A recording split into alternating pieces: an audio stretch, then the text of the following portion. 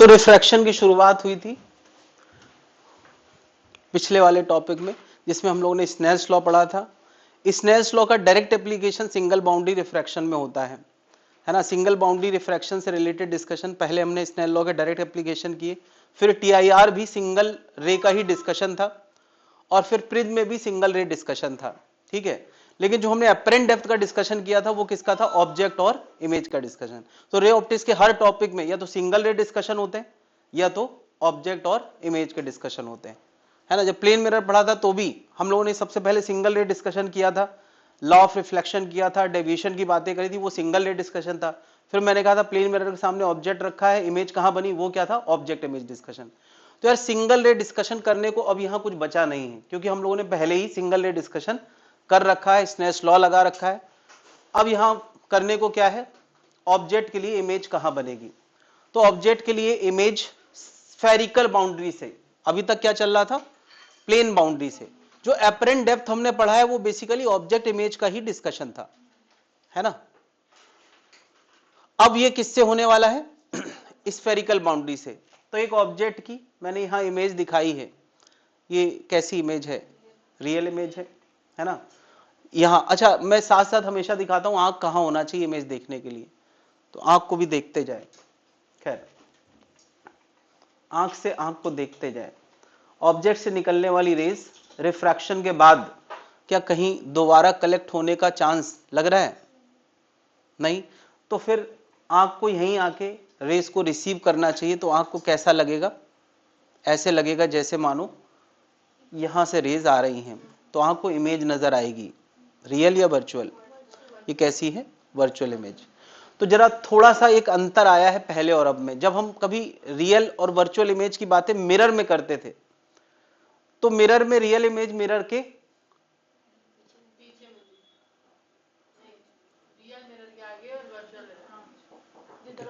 Mirror के सामने बनती थी, रियल सामने बनती थी और वर्चुअल बिहाइंड बनती थी। भाई जहां रे जाएंगी रियल तो वहीं बनेगी। तो मिरर में रे उसी तरफ लौट आती थी तो रियल उसी तरफ बनती थी। यहां रे पार कर जाती हैं तो रियल पार करने के बाद बनेगी। और ये जो मैंने दिखाया है, ये कौन सी दिखाई है, वर्चुअल, वर्चुअल उसी तरफ बनेगी। थोड़ा सा ये अंतर है कि रियल पार करने के बाद, रे पार करने के बाद जहां जाती हैं वहीं पे रियल बनाएंगी, रे जहां जाती हैं वहीं रियल बनाएंगी। मिरर में उसी तरफ जाती हैं, इसमें पार हो जाती हैं। और वर्चुअल वर्चुअल सेम साइड बनाएगा, मतलब खैर थोड़ा सा अंतर है रियल और वर्चुअल में। मतलब u और v का सेम साइन है, तो मतलब क्या है, for real object virtual image, for real object virtual image. u and v have same sign, मतलब रियल ऑब्जेक्ट वर्चुअल इमेज। और u और v का अपोजिट साइन है, मतलब for real object real image. थोड़ा सा ये अंतर मिरर और ऑब्जेक्ट में है, खैर। तो u के लिए v निकालना मुद्दा है। कुछ नाम पहले से हम लोग जानते हैं, उनको एक बार फिर से देख लें। ऑब्जेक्ट से बाउंड्री में एक परपेंडिकुलर ड्रॉप किया जाए, उसको क्या बोलते हैं,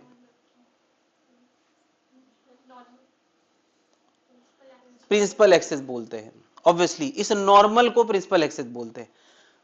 इस टॉपिक का टेक्निकल टर्म प्रिंसिपल एक्सिस है। जिस पॉइंट पे कट किया उसको क्या बोलते हैं, पोल बोलते हैं, ठीक है। ये रे थोड़ा सा पूरी नहीं हो पाई है। रे जहां से चली है, जिस डॉट से चली है उस लोकेशन को ओ से, और जहां कलेक्ट हुई है उसको हम आई से रिप्रेजेंट करेंगे। ये सारे पॉइंट्स के नाम हैं। पी पोल है, ओ ऑब्जेक्ट पोजीशन है, सी सेंटर ऑफ कर्वेचर। देखो यार मैंने यहां एक नॉर्मल ड्रॉ किया है, और जितने भी नॉर्मल हम यहां ड्रॉ करेंगे वो सब जाके एक पॉइंट में मिलेंगे। ये बात हम स्फेरिकल मिरर के जमाने से जानते हैं कि स्फेरिकल बाउंड्री है तो सारे नॉर्मल एक पॉइंट पे मिलते हैं, उसको हम क्या बोलते हैं, सेंटर ऑफ कर्वेचर, ठीक है।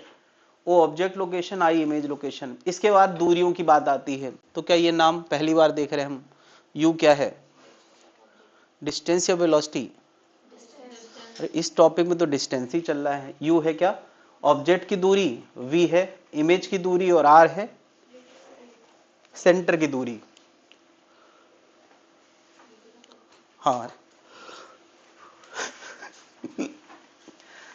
तो u के लिए v पता करने का फॉर्मूला, ये बहुत रेयर डिस्कशन है बट फिर भी हमें फॉर्मूला पता होना चाहिए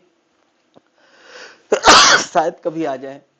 बाद वाला मीडियम अपॉन वी, रूल याद रखें, इसको याद रखने की कोशिश करें। बाद वाला मीडियम अपॉन वी माइनस पहले वाला मीडियम अपॉन यू, बाद वाला माइनस पहले वाला अपॉन आर। जैसे यहाँ पे मिरर में फॉर्मूला यू वी और आर को रिलेट करता हुआ, यहाँ यू वी और आर को रिलेट करता हुआ N1 N2 का भी रोल है। भाई टर्निंग में N1 N2 का भी रोल है कि नहीं, तो वो भी फॉर्मूले में आना चाहिए। बात क्लियर है? तो ये u और v को रिलेट करने वाला फॉर्मूला है डॉट ऑब्जेक्ट की डॉट इमेज के लिए। अच्छा बताओ, यहां भी तो एक्सटेंडेड ऑब्जेक्ट हो सकता है, तो उसकी इमेज भी, तो i और o को रिलेट करने वाला भी कोई फॉर्मूला होना चाहिए। अगेन ये अगेन बहुत ही rare of the rarest discussion है। ये फॉर्मूला आता है N1v अपॉन N2u, ठीक है। Again rare of the rarest है, तुम ज्यादा से ज्यादा इस पे ध्यान दो, वो मत ध्यान दो तो भी चलेगा, उस पे क्वेश्चन मैं कभी नहीं देखता हूं। डन। तो हम लोग ने इस टॉपिक में जब मिरर पढ़ा था तो भी एक टर्म डिफाइन किया था, फोकल लेंथ, है ना। जब लेंस पढ़ेंगे तब भी आएगा फोकल लेंथ। यहां भी हम थोड़ा सा फोकल लेंथ की बातें करने वाले। फोकल लेंथ क्या होता है,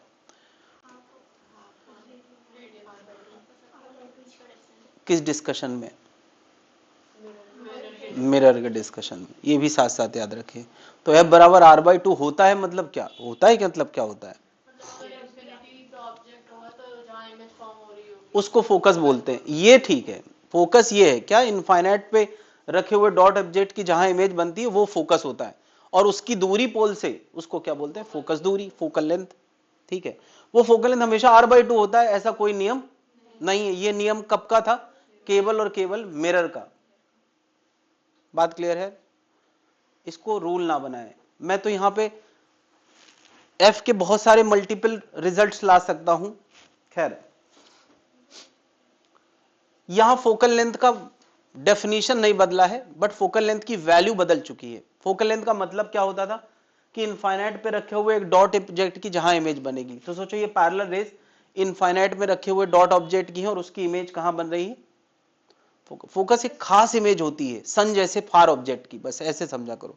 तो फार ऑब्जेक्ट की इमेज वहां बनी है, वही उसका क्या है, फोकस। हमने इधर से रे डाली वहां पे। अच्छा, मिरर में हम पैरेलल रे केवल एक ही तरफ से डाल सकते थे। क्यों, मिरर में एक ही फेस तो होती थी जो रिफ्लेक्शन करती थी, वहां रिफ्लेक्शन। लेकिन रिफ्रैक्शन कराने के लिए क्या हम इधर से रे डाल सकते हैं और उधर से भी रे डाल सकते हैं। तो क्या जब जब रिफ्रैक्टिंग वाली चीज होगी, चाहे वो सिंगल बाउंड्री हो चाहे वो लेंस हो, तो उसका एक फोकस नहीं होगा, कितने फोकस होंगे, दो फोकस। आमतौर पे हम लेफ्ट पे खड़े होकर पैरेलल रे डालते हैं, तो जहां कट करते हैं उसको हम सेकंड फोकस बोलते हैं। ये हमारा क्या है, सेकंड फोकस। तो क्या हम उधर से भी तो रे डाल सकते हैं, देखो उधर से रे डाली गई है, उधर से, ये थोड़ा उल्टा दिख रहा होगा, ऐसे रे डाली और यहां इकट्ठी हो गई, तो ये क्या हो गया, फर्स्ट फोकस। अच्छा, फोकस को हम बोथ वेज बोलते थे। क्या इनफाइनाइट से रे आई जहां कलेक्ट हो गई वो फोकस है, या हम एक डॉट ऑब्जेक्ट ऐसी जगह रखे कि after the event, after the refraction या after the reflection ray parallel हो जाए, कोई भी फोकस होता है। तो आमतौर पे हम दोनों ही डेफिनेशन का सहारा लेते हैं। लेफ्ट पे खड़े होके ही जनरली हम अब तक सारी बातें करते आए हैं। तो इनफाइनाइट से पैरेलल रे आई जहां इकट्ठा हो गई वो क्या है, फोकस है। और इस समय यहां पर मैंने उल्टा बोला है, ऐसी जगह ऑब्जेक्ट रखा जिसके लिए आफ्टर द रिफ्रैक्शन रे कैसी हो गई, पैरेलल, वो क्या है, फर्स्ट फोकस। बोल वो भी सकते हैं कि उधर से रे आई, लेकिन हम लोगों ने ऐसा आदत बना रखा है कि हम लेफ्ट से ही सारी चीजें करते हैं, तो हम लोग लेफ्ट पे डॉट रखेंगे जिसकी रेज बाद में क्या हो जाएंगी। अच्छा, अगर यू वी के टर्म में बात करें तो बताओ यहां यू क्या और वी क्या, यू इनफाइनाइट है और वी फोकस है, यहां पर वी इनफाइनाइट है। क्या ये बात सबको समझ में आ गई?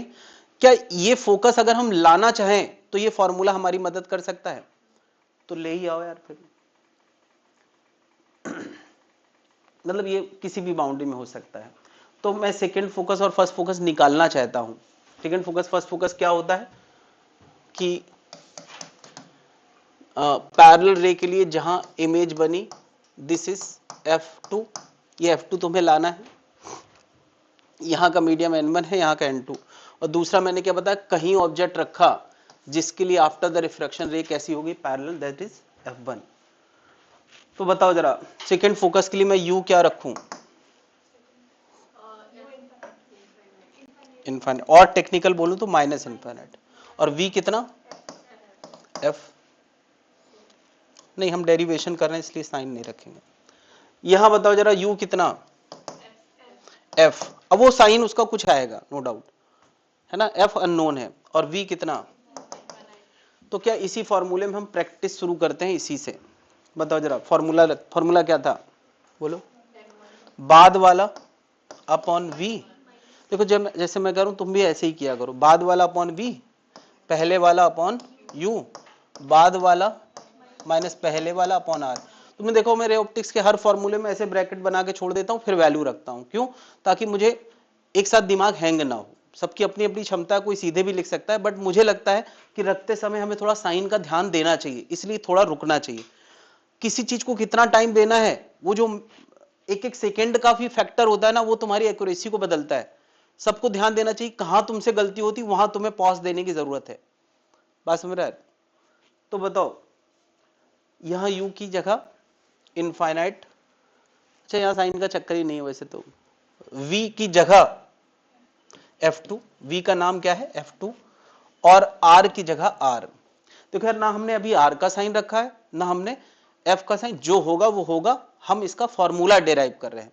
तो बताओ सॉल्व करके F2 का आंसर कितना आ गया, देखो जरा, -N1R बराबर N2 माइनस N1, तो F2 का आंसर आएगा N1R upon N2 minus N1 minus times, देख ले भाई, क्या F1 तुम ला पाओगे, ये अगेन मैं कोई नहीं चाह रहा हूं कि तुम फॉर्मूला पे ध्यान दो, तुम इसकी प्रैक्टिस करो, इसकी, हाँ भाई F1 आ गया,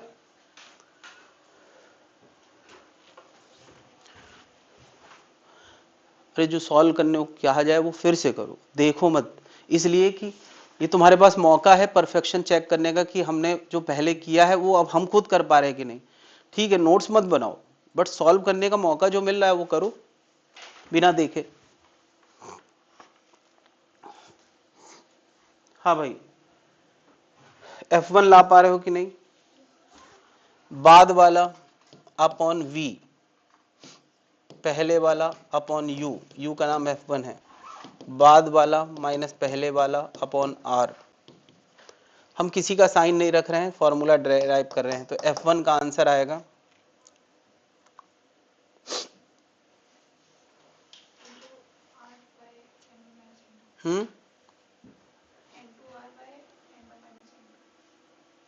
मैंने पिछले वाले में गलती कर दी है, इसीलिए मैं कह रहा हूं कि आराम से सोचने का समय लेना चाहिए, किसी के चक्कर में नहीं पड़ना चाहिए। भाई यहां V क्या था F2 और U क्या था इनफाइनाइट, तो F2 का आंसर आएगा N2R upon N2 minus N1। F1 क्या आएगा, F1 आएगा N2 माइनस N1, तो ये F1 F2 का आंसर है, बस F1 F2 का ये आंसर है। शायद कभी कोई पूछ दे कि यार इसमें F1 F2 का रेशियो क्या होगा, तो F1 F2 का ratio N1 by N2 magnitude आता है और एक माइनस आता है। माइनस क्या बता रहा है कि दोनों फोकस एक ही तरफ नहीं होंगे, क्यों, हमने F1 F2 फॉर्मूले वाले सिंबल रखे हैं और इसके N1 N2 कभी निगेटिव होता नहीं है, ये निगेटिव आ गया है, निगेटिव आ रहा है मतलब this implies F1 and F2 are opposite side, मतलब सेकेंड फोकस उधर होगा तो फर्स्ट फोकस इधर होगा, सेकेंड फोकस इधर होगा तो फर्स्ट फोकस उधर होगा, बट बेसिकली फोकस एक ही तरफ नहीं होंगे। क्या जनता बात समझ में आ रही है ना, तुमने अपने मन से लाके देखा है, कुछ भी नया नहीं था। डन, तो फॉर्मूले से सब लोग फैमिलियर हो गए हैं, वैल्यू रखना भी थोड़ा थोड़ा आ गया है, एक न्यूमेरिकल करना है जिसमें सब कुछ साइन के साथ रखना है, ठीक है, ज्यादा न्यूमेरिकल हम लोग करेंगे नहीं, क्योंकि हम लोगों ने मिरर में न्यूमेरिकल की ठीक ठाक प्रैक्टिस कर रखी है। तो बस ये एक क्वेश्चन है तुम्हारे लिए सही या गलत करने का।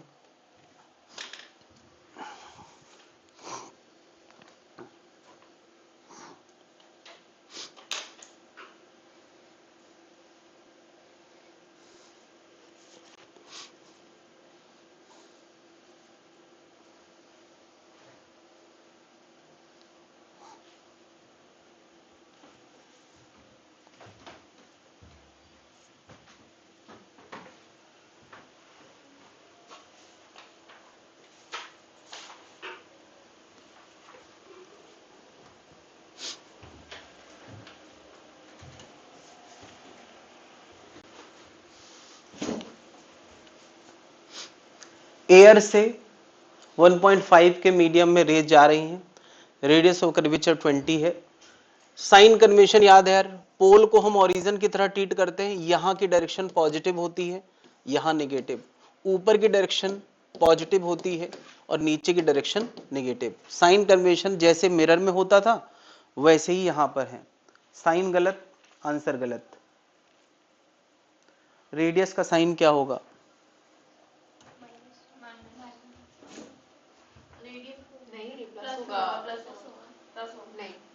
बताओ। अच्छा, इस कर्वेचर का सेंटर उस तरफ होगा या इस तरफ?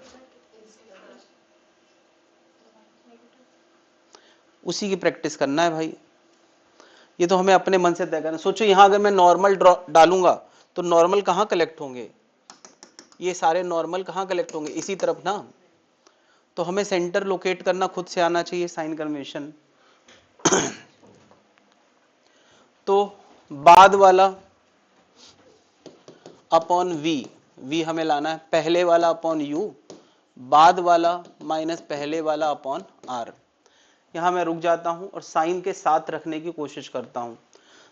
तो u कितना है? -30 और r कितना है? -20। पोल के इधर पॉजिटिव होता है, पोल के इधर निगेटिव होता है।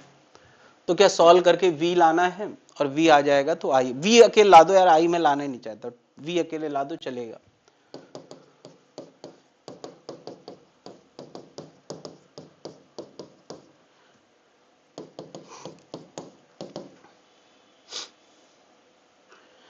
वन बाई 40 माइनस 1/30, बहुत गंदा आने वाला है यार।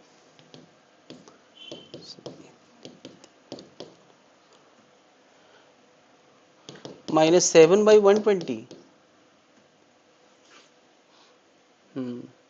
नहीं नहीं नहीं नहीं, ये प्लस हो जाएगा। नहीं, ये तो माइनस ही है। ठीक है, तो इतना गंदा आ रहा है। तो v का आंसर आ रहा है 1.5 इंटू 120/7 माइनस का आ रहा है। कंफर्म करे जनता, इतने गंदे की उम्मीद तो नहीं थी।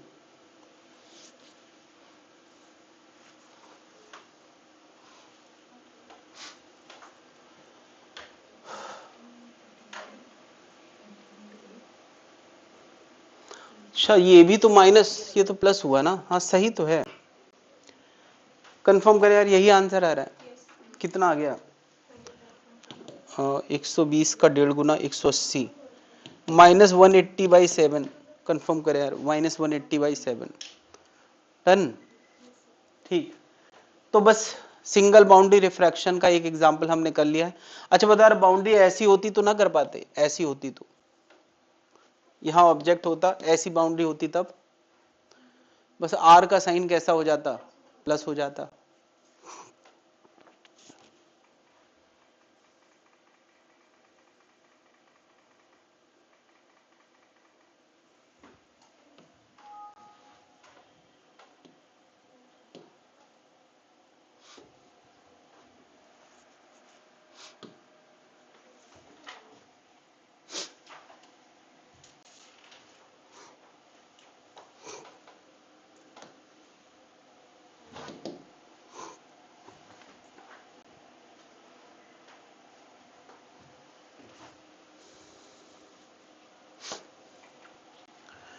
तो ज्यादा डिस्कशन जो इस टॉपिक में रहता है वो किसका रहता है? लेंस का। लेंस मतलब क्या कि जिसमें किसी ऑब्जेक्ट की रे पड़ेगी तो उसका दो बार रिफ्रैक्शन होगा, एक बार एयर टू ग्लास, फिर दूसरा ग्लास टू एयर। यानी अभी जो हम डिस्कशन कर रहे थे वो क्या था? Single boundary refraction. और लेंस का डिस्कशन क्या होता है? Double boundary refraction. अच्छा, इनके बीच का गैप अगर हम बहुत कम मान रहे हैं तो वो थिन लेंस का डिस्कशन है। यानी बाय डिफॉल्ट इनके बीच का गैप क्या माना जाता है? नेग्लिजिबल। नेग्लिजिबल मतलब जीरो माना जाता है, तो वो थिन लेंस है।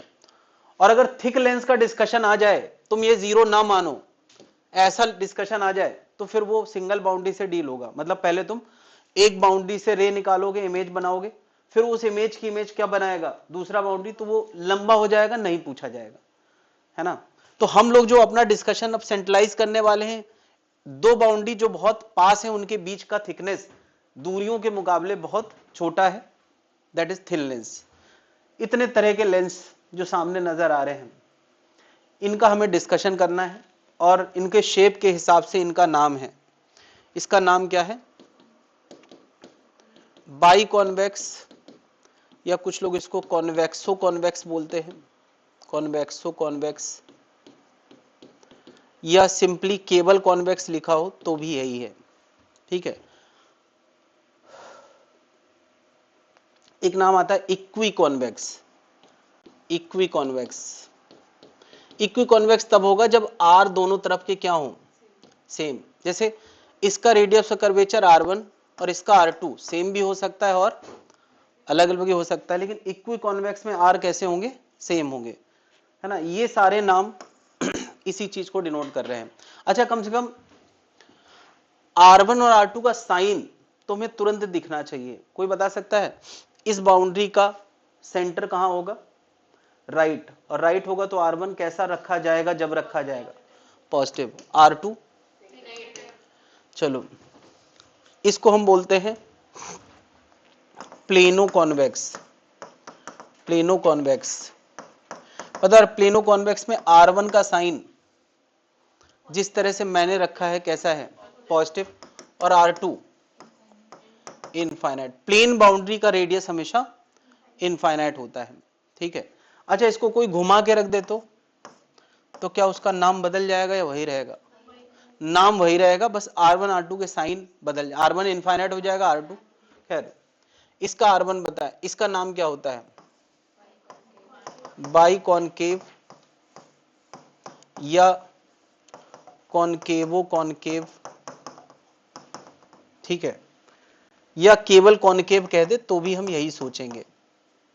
यहां भी यार इक्वी कॉनकेव बोल दे तो इसका मतलब दोनों तरफ का आर सेम है। खैर, मुझे बताओ R1 का साइन जब हम कभी रखेंगे तो कैसा रखेंगे? इसका सेंटर किस तरफ होगा? इधर, तो नेगेटिव। R2 का साइन पॉजिटिव, R1 का साइन R2, R1 का साइन R2 का साइन, बात समझ गए। R1 R2 के साइन के साथ वैल्यू रखेंगे, किसी भी मैथमेटिकल फॉर्मूले में इनके साइन के साथ वैल्यू रखोगे तो अपने आप डिस्कशन उसी लेंस का हो जाएगा पर्टिकुलर। हमारे पास जो फॉर्मूला है वो इन सारे लेंसेस का एक ही फॉर्मूला है, बट साइन तय करेंगे कि हम किस लेंस की बात कर रहे हैं। अब फॉर्मूला किसका चाहिए हम लोगों को? भाई फॉर्मूला क्या चाहिए होता है किसी भी डिस्कशन में, रे ऑप्टिक्स के हर टॉपिक में? या तो लॉ का होता है, तो लॉ से तो ऊपर उठ चुके हम लोग। अब ऑब्जेक्ट इमेज की बात करें तो किसको रिलेट करना है? यू वी और, हाँ यू वी, और फिलहाल पहचान आर है, एन है, ठीक है। तो देखा जाए तो you we, N, R1 R2 ये सब रिलेट होने वाला है, ठीक है। You we, N1 N2 R, sorry R1 R2 और N, इनको रिलेट करने वाला एक फॉर्मूला मैं यहां बता रहा हूं। कैसे आता है इंपॉर्टेंट नहीं है। एक यहां के रिफ्रैक्शन और एक यहां के रिफ्रैक्शन के बाद जो फाइनल V आएगा, ये जो V है ये दो रिफ्रैक्शन के बाद वाला V है, और ये U है जो पहले सरफेस के सामने ऑब्जेक्ट रखा था उसकी दूरी है, ये फॉर्मूला आता है, ये आफ्टर डेरिवेशन से इसको बोलते हैं lens maker formula. Lens maker formula से ये फॉर्मूला आता है। तो तुम समझ गए होगे एन क्या है, लेंस। R1 लेफ्ट वाले बाउंड्री का रेडियस, R2 है ना। अभी ये R1 R2 का साइन नहीं रखा है, ये डेरिवेशन फॉर्मूला है, तो ये किसको रिप्रेजेंट कर रहा है, ये फॉर्मूला किसको रिप्रेजेंट कर रहा है, तो ये फॉर्मूले सारे लेंस को रिप्रेजेंट करता है। जब R1 R2 का हम साइन रख देंगे तब वो पर्टिकुलर डिस्कशन हो जाएगा। यानी हर थिन लेंस के लिए ये फॉर्मूला है जो U, V और R को रिलेट करता है। तो किसी के दिमाग में ख्याल आया मिरर वाला, कि मिरर में तो हम फोकस से रिलेट करके फॉर्मूला पढ़ते थे, यहां तो बड़ा गंदा आ गया है। तो मिरर में भी तुम याद करो, डेरिवेशन के बाद जो फॉर्मूला आया था U, V और R को ही रिलेट करने वाला आया था। वो आया था 1/f 2/r equal to 1/v plus, फिर हमने U को इनफाइनाइट रख के V को f रख दिया था, याद है, वही फोकस की डेफिनेशन। तो f और r रिलेट हो गए थे। तो क्या ये काम हम यहां भी कर सकते हैं? किसी भी लेंस के लिए लेफ्ट से डाली गई पैरेलल रेस का जहां पर कलेक्शन होगा उसको हम बोलते हैं सेकेंड फोकस। और ये सेकेंड फोकस ही हमारे लिए इंपॉर्टेंट है, क्योंकि आमतौर पे हम लेफ्ट में खड़े होकर इमेज की बात करते हैं। तो बाय डिफॉल्ट लेंस में हम जो फोकस निकालते हैं वो कौन सा फोकस होता है, सेकेंड फोकस। यार इधर खड़े होके उधर का डिस्कशन कर रहे हैं तो F2 हो गया, इधर खड़े होके इधर का डिस्कशन कर रहे हैं तो इधर कभी खड़े ही नहीं होंगे। बाय डिफॉल्ट हमें किसका फोकस चाहिए, F2। डन। तो F2 हमें लाना है किसी तरह से। हम चाहते हैं कि यार ये फॉर्मूला इजी हो जाए, F की एंट्री हम कराना चाहे तो F की डेफिनेशन क्या होती है, F क्या होता है, U बराबर इनफाइनाइट के लिए V जो होता है उसी को F बोलते हैं। तो यहां U क्या डाल दें, इनफाइनाइट, और जो V है उसका नाम क्या रख दें, F। बाय डिफॉल्ट ये F कौन सा फोकस होता है, सेकेंड फोकस, लेकिन हम उसको क्या लिखने वाले, F। देखो जरा क्या होता है ऐसा करने से। ऐसा करने से कुछ बहुत बढ़िया होने वाला है। क्या हो गया, ये जो इतना सारा लेंस का प्रॉपर्टी था उसके शेप से रिलेटेड, R1 R2 N से रिलेटेड, उन सबको एक नाम मिल गया है, क्या, F। जैसे वहां F क्या आया था मिरर में, R/2 वो वहां का डिस्कशन था। वहां पे N जैसी कोई चीज होती ही नहीं थी, तो वहां का F केवल और केवल R से रिलेटेड था, R/2। लेकिन यहां का F R से भी रिलेटेड है, N से भी रिलेटेड है। ये F का पर्सनल फॉर्मूला है। और ये आने से पता है क्या बढ़िया हो गया, कि हमने यार इन सब चीजों को नाम क्या दे दिया, 1/f। तो अब इस फॉर्मूले को हम अपडेट करके क्या लिख सकते हैं, 1/v minus 1/u equal to क्या, 1/, यानी अब एक फॉर्मूले को हमने दो में स्प्लिट कर दिया कि इसको हम अलग से डील करेंगे। भाई ये डीलिंग पर्पस है f लाना, और इस डीलिंग का पर्पस है गिवन f के लिए, गिवन u के लिए v लाना। तो दो अलग अलग पर्पस के हिसाब से हमने दो फॉर्मूले बना लिए। बात समझ में आ गई। डेरिवेशन करके तो यही आता था, बट इतना गंदा था कि उसको हम कैरी नहीं करना चाह रहे थे।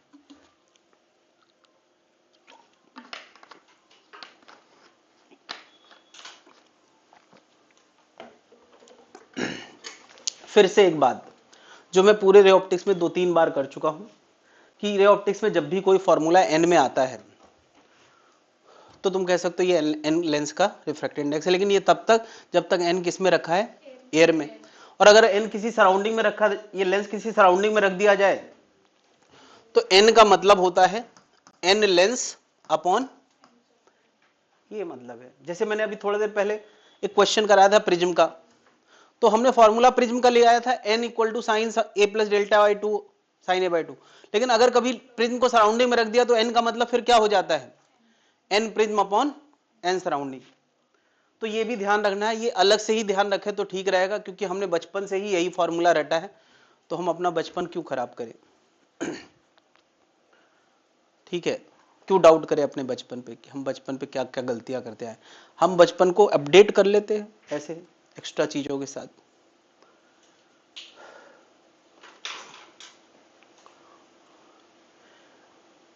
पढ़ाई को ना अगर तुम डिस्ट्रीब्यूशन देखोगे पूरी पढ़ाई का, तो ऐसा लगेगा हायर जो स्टडीज हैं सब कुछ उसके लिए प्लान किया गया है। उनको मॉड्यूल्स में बांट के छोटा छोटा इनपुट बचपन से देना शुरू किया है, जहां जो लोग लॉजिक की ज्यादा बात उस समय नहीं करते। क्या किया गया है, पढ़ाई मतलब देखा जाए तो 12th में आके तुम्हें महसूस हुआ होगा कि अच्छा 6 से लेके 8th 9th तक हमें ऐसे सब क्यों पढ़ा रहे थे, यानी उसका जो समापन समारोह है वो जाके 11वीं 12वीं में होता है। नहीं होता ना कि एक बड़ी इवेंट से पहले छोटी छोटी इवेंट कराई जाती हैं कि उसका अपना डांस प्रैक्टिस अलग चल रहा है, फिर उसका अपना प्ले अलग चल रहा है, उसका अपना कोई परफॉर्मेंस अलग चल रहा है, फिर स्टेज में जाके पता चलता है अच्छा इस सीक्वेंस में ये सब कुछ होना था। तो वो स्टेज कब आता है? 11 12th में। यहाँ पे देखो स्टेज चल रहा है और ये जो है सो रही, परफॉर्मर कैसे परफॉर्म करेंगे? अच्छा तुम हर स्टेज शो में ऐसे ही करती हो? हाँ और सो जाती होगी। ऐसे भी तो होते हैं कुछ रोल कि बेटा आपको ऐसा कैरेक्टर करना है जिसमें आपको हमेशा लेटे रहे। कोई बात नहीं, जाग जाए, अभी नीट पास में है, अभी जाग के रहना है। तो पूरी कहानी का सेंट्रल आइडिया ले देके हमने इस फॉर्मूले को जो डेराइव करके बड़ी मेहनत से लाए थे कोई लोग, हमें उससे भी मतलब नहीं, उसको दो फॉर्मूले में ये एफ अलग डीलिंग हो गई और एफ गिवन हो या एफ पता चल जाए तो अलग डीलिंग होगी। हमें एक फॉर्मूला ध्यान ही रखेंगे, दो याद रखेंगे, लेकिन हाँ थोड़ी सी हिस्ट्री पता होगी तो तुम्हें क्लैरिटी रहेगी और पैटर्न समझ में आएगा, बड़े पैटर्न समझ में आएंगे कि रे ऑप्टिक्स कैसे कैसे आगे बढ़ती।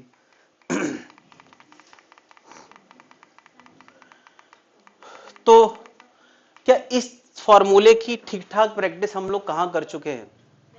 मिरर में। तो इस पे मैं अब ज्यादा प्रैक्टिस नहीं कराऊंगा। नई चीज क्या है कि इसका फोकल लेंथ फॉर्मूला बड़ा डिफरेंट आया है, तो इस पे हम लोग थोड़ा और प्रैक्टिस कर लें, वहां उसको लिए कुछ नहीं था। अच्छा एक चीज तो रहेगी, डॉट ऑब्जेक्ट है तो डॉट इमेज के लिए यूवी की बात करना है, लेकिन अगर साइज वाला ऑब्जेक्ट है तो आई और ओ का रेशियो, मैग्निफिकेशन फॉर्मूला। तो मैग्निफिकेशन फॉर्मूला बड़ा बढ़िया है यार।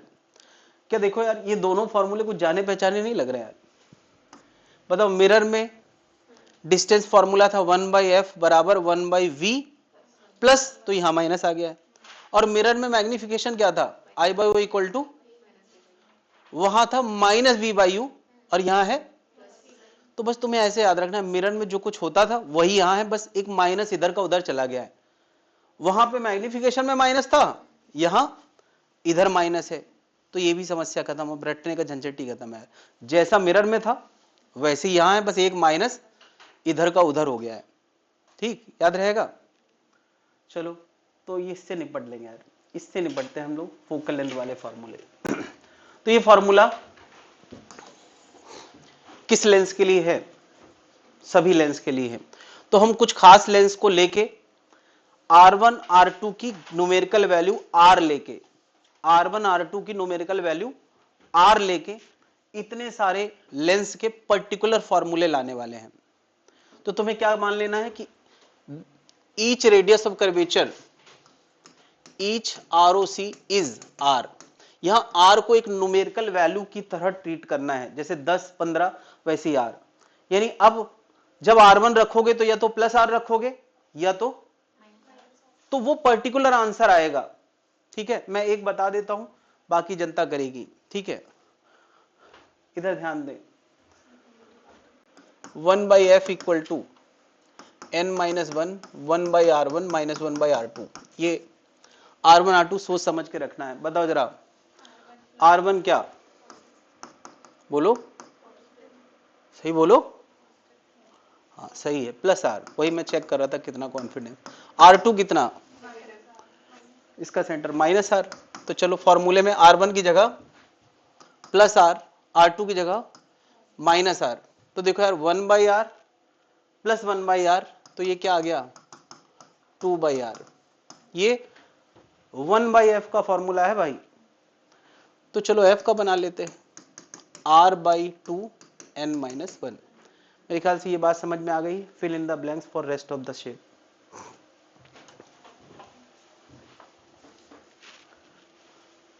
सबके f लाके रखना है।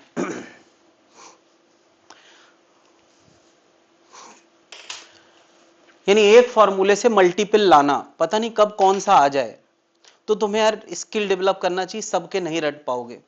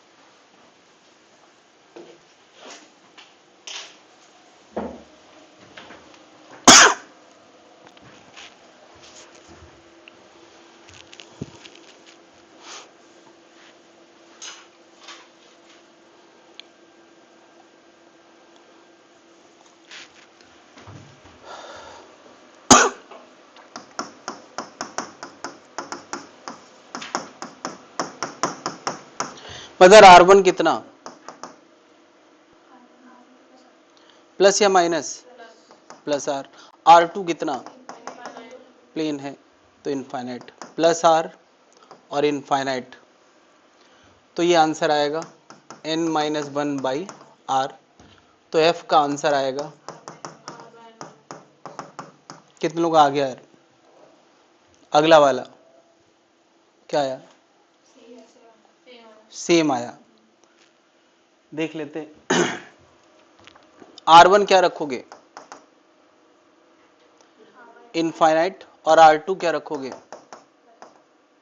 देखो यार, इसका सेंटर पीछे होगा तो -R, R1 infinite, R2 -R, 1/इनफाइनाइट 0 होता है। तो तुम देखोगे यार ये F का आंसर सेम ही आ गया। मतलब कहने का यह है कि लेंस को पलट के रख देने से उसके फोकस में कोई फर्क नहीं पड़ता। बहुत सारे लोग एक्सपेक्ट करते हैं, जब मैं पहला आंसर बता देता हूं, पूछता हूं बताओ दूसरे का क्या आएगा, गट फीलिंग पे पूछता हूं मैं, तो लोगों का जवाब पता है क्या होता है, हाँ कि सर इसका प्लस आया तो उसका तो माइनस आएगा। तो फिजिक्स गट फीलिंग पे नहीं चलती यार, रख के देखो जवाब खुद मिल जाएगा, सही क्या गलत क्या। हाँ भाई, इक्विकॉन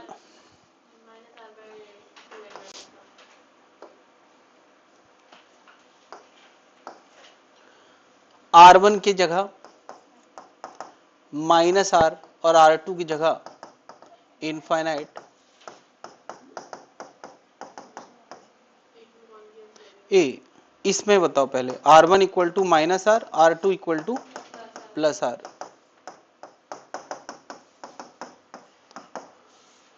R1 की जगह -R, R2 की जगह +R, तो आंसर आएगा n-1 2/R माइनस का। तो F का आंसर आएगा -R/2 n-1। कितने लोग आ गया है? इसका क्या आया? इसका आया दिस। कितने लोग आ गया? और इसका क्या आएगा? सेम ही आएगा, पलट के रख देने से आंसर में कोई फर्क, करके देखो, खुद से पता करो, कोई जरूरत नहीं है कि कोई कुछ कहे और मान लो। बस बहुत बड़े डेरिवेशन हमें स्किप करना है, छोटे मोटे डेरिवेशन अगर तुम स्किप करने लग जाओगे तो फिजिक्स संभाल नहीं पाओगे यार, नेवर एंडिंग।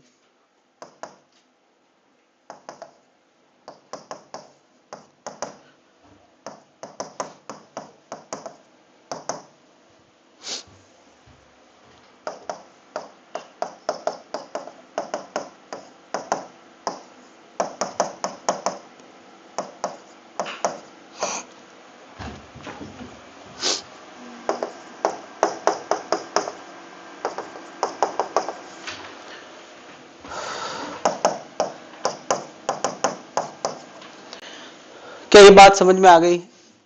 तो हमें कुछ कंक्लूजन यहां मिले हैं।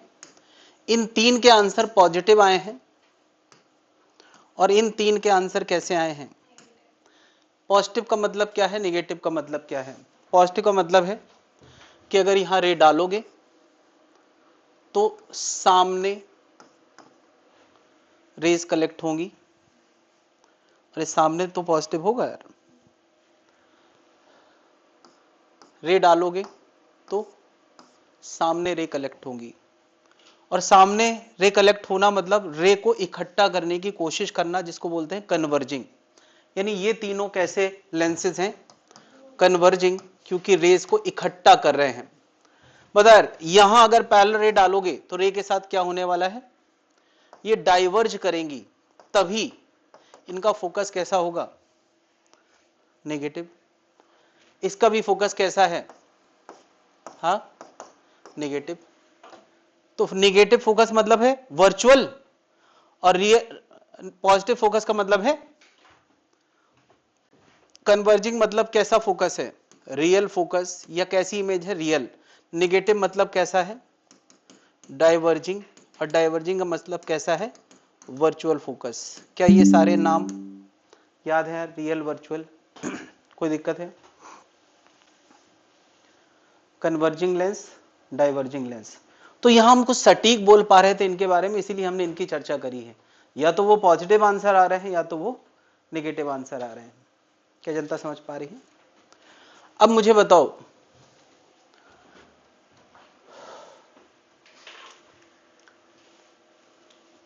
इस लेंस और इस लेंस में,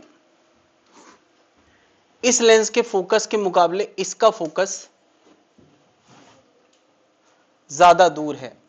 देखो जरा इसके आंसर पे निगाह डालो। इसके एफ के आंसर में 2 डिवाइड में था, और नीचे वाले के आंसर में डिवाइड में नहीं है। डिवाइड में नहीं है मतलब बड़ी दूरी, ज्यादा दूर रेज इकट्ठा होंगी, है ना? क्या इसका आंसर में 2 डिवाइड में है और इसके आंसर में 2 डिवाइड में? इसका मतलब किसका फोकस पास होगा, किसका दूर होगा? बाई वाले का पास होगा और प्लेनो वाले का। इतनी बात सबको समझ में आ रही है? अच्छा, मैं तुमसे एक भाव पूछूं, क्या इस लेंस ने रेस को इकट्ठा किया है पास में, और इस लेंस ने रे को इकट्ठा किया है दूर में? कौन ज्यादा पावरफुल रे है? कौन ज्यादा पावरफुल लेंस है? यस, सबके मन में पावरफुल को लेके यही फीलिंग है कि जो ज्यादा पास में टर्न कराएगा, यानी वो रे को ज्यादा टर्न करा रहे हैं। यानी रे की टर्निंग किसने ज्यादा करी होगी? ऊपर वाले ने। तो ज्यादा पावरफुल कौन है? ये भाव सबके मन में आया, तो साइंटिस्ट के मन में भी आया, जो भी जिन्होंने भी फिजिक्स को आगे बढ़ाया। तो उन्होंने एक टर्म डिफाइन किया, पावर, और उन्होंने सीधे पावर को 1/f ही डिफाइन कर दिया। एफ ज्यादा तो पावर,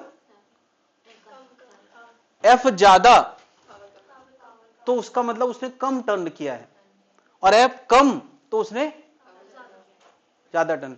ये पावर मैकेनिक्स वाला पावर नहीं है जिसकी यूनिट वॉट होती थी। ये पावर केवल इस बात को इंडिकेट करता है कि कौन लेंस कितना पास में रे को टर्न कराता है। जो जितना पास कराएगा मतलब उसकी टर्निंग कैपेसिटी ज्यादा है, तो उसका पावर, इसकी यूनिट होती है डायोप्टर। ओके, अच्छा यहां एफ अगर मीटर में लिया गया है तो 1/f है, अगर सेंटीमीटर में लिया है तो 100/f करना पड़ेगा यूनिट की वजह से। तो ज्यादातर जगहों पे ये सेंटीमीटर वाला ज्यादा काम का होता है। पावर क्या डिनोट करता है?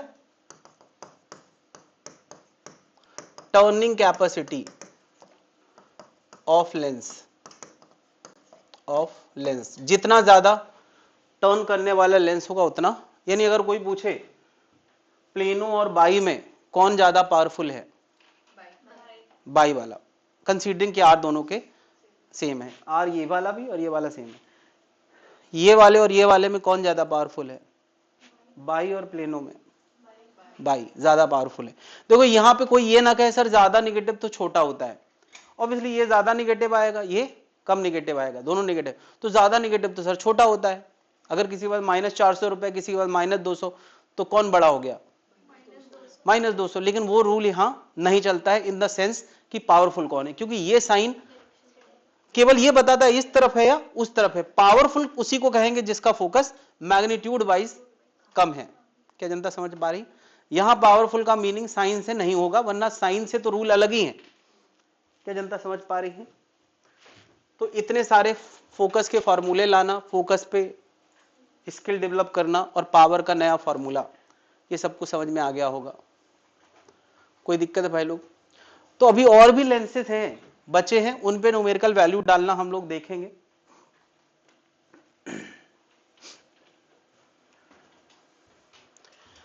एक लेंस को हमारे पास अच्छा है पहले से, दो तरीके से कटिंग की जा सकती है। पहली कटिंग है ऐसा, इसको हम ट्रांसवर्स कटिंग बोल सकते हैं या लेटरल कटिंग बोल सकते हैं, ट्रांसवर्स या लेटरल कटिंग। अगर लेंस को बीच से ऐसे काट दिया जाए तो क्या इसमें दो प्लेनो कॉन्वेक्स निकलेंगे। और दूसरी कटिंग कैसे हो सकती है, एक लेंस को ऐसे काट कर दिया जाए तो उससे जो लेंस निकलेंगे ऐसे निकलेंगे। मुझे बताओ, ये अकेला लेंस रेस को कहीं कलेक्ट करता था, अब ये लेंस वहीं कलेक्ट करेगा, थोड़ा दूर करेगा। तो पहले वाला ज्यादा पावरफुल था या बाद वाला? अच्छा, तुम्हें तो फॉर्मूला ही पता है पावर का, पावर 1/f होता है, और 1/f का फॉर्मूला ये था किसके लिए, बाई कॉन्वेक्स या बाई कॉन्केव के लिए, और प्लेनो वाले के लिए क्या था, n-1 1/r। कौन ज्यादा पावरफुल है? अच्छा, सीधे सीधे कनेक्शन नहीं पता कितने टाइम्स है, क्या P1 और P2 में P1 डबल ऑफ P2 है कि नहीं है? यानी अगर मैं इसके पावर को P बोलूं तो इसका पावर, भाई इन दोनों का मिला के इसका पावर, तो ये क्या हो जाएगा P/2 और इसका क्या हो जाएगा P/2। यानी अब ये जो रेस को भेजेगा थोड़ा दूर भेजेगा। क्या जनता समझ पा रही है? इसको बोलते हैं लॉन्गिट्यूडनल कटिंग। मुझे बताओ, इसको गिरने वाली रेस को ये कहीं टर्न करता था ऐसे, ठीक है, ऐसे। बताओ, इसको गिरने वाली रेस अभी भी वहीं गिरेंगी या पास या दूर? इसको पैरेलल आने वाली रेज वहीं जाएंगी या थोड़ा दूर या पास? वहीं जाएंगी।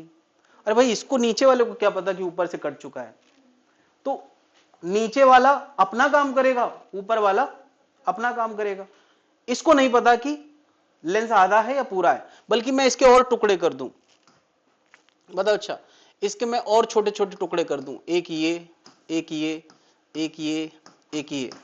बताओ, इसका पावर P था तो इसका पावर क्या होगा, इसका, है ना। हम एक टुकड़े का भी पावर कह सकते हैं कि वो रे को कहां भेज रहा है। बस ऐसा थोड़ी यार, एक ही टुकड़े में बहुत सारी रेस गिरती है। इसका भी P, इसका भी P, यानी ऐसी कटिंग होगी तो पावर में कोई फर्क। कई बार ऐसे पूछा जाता है कि एक लेंस था, उसको ब्लैक पेंट कर दिया गया, नीचे वाले पोर्शन को ब्लैक की जगह में ब्लू पेंट कर देता हूं, ऐसा पेंट कर दिया गया, पेंटेड ब्लैक। जब भी कोई कहता है ब्लैक पेंट, इसका मतलब वो रे को आर पार नहीं होने देगा, रे को एब्जॉर्ब कर लेगा।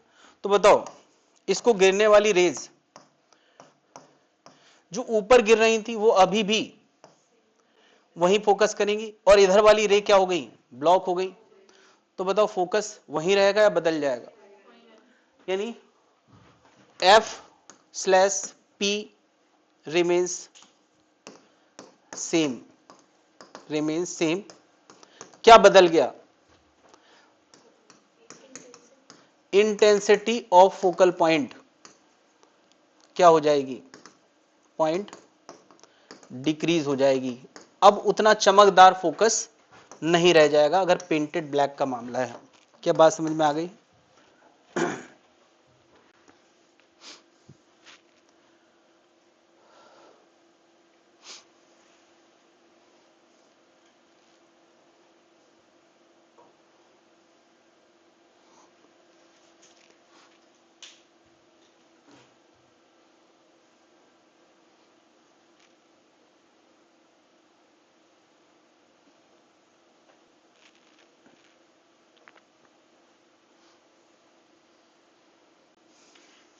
देन यहां पर एक डिस्कशन मुझे और करना था, नोट करके लिखें। If lens is immersed in a medium, जिसको मैं n सराउंडिंग कह रहा हूं, such that n surrounding greater than n lens, n surrounding n lens से ज्यादा है। तो हमें पता ना n का मतलब क्या होता है, n lens upon n surrounding. जब तक n लेंस ज्यादा है n सराउंडिंग कम है, जब तक n लेंस ज्यादा है तब तक बताओ यार, ये जो n-1 है, n-1 वो पॉजिटिव होगा या नेगेटिव, है ना। n लेंस और n सराउंडिंग में से n लेंस ज्यादा है तब तक पॉजिटिव होगा, लेकिन अगर n सराउंडिंग ज्यादा हो गया तो कैसा हो जाएगा। अगर ये टर्म अभी तक हम सोच ही रहे थे कि ये पॉजिटिव है और पॉजिटिव होता भी है, लेकिन अगर किसी कारण से ये टर्म नेगेटिव हो जाए तो पता है जिसको अभी हम पॉजिटिव कह रहे थे वो क्या बन जाएगा, और जिसको हम नेगेटिव कह रहे थे वो क्या बन जाएगा। इसका मतलब क्या हुआ कि जो कन्वर्जिंग लेंस है become diverging and diverging become, है ना, सच दैट। तो नीचे लिख सकते हैं, नीचे इसके नीचे लिख, पहले इतना नोट करना है, if n lens is greater, n surrounding is greater than n lens, इसका मतलब ये 1 से छोटा हो चुका है, और ये छोटा से 1 से छोटा हो गया, मतलब n-1 कैसा हो गया है, नेगेटिव। और n-1 नेगेटिव क्या बता रहा है, अभी तक हम n-1 को पॉजिटिव ही सोच रहे थे, है ना। This implies n-1 become negative,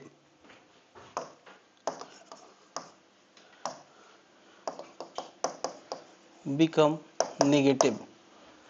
और नेगेटिव मतलब क्या है, this implies that is converging become diverging and diverging become converging, that is converging become diverging and vice versa.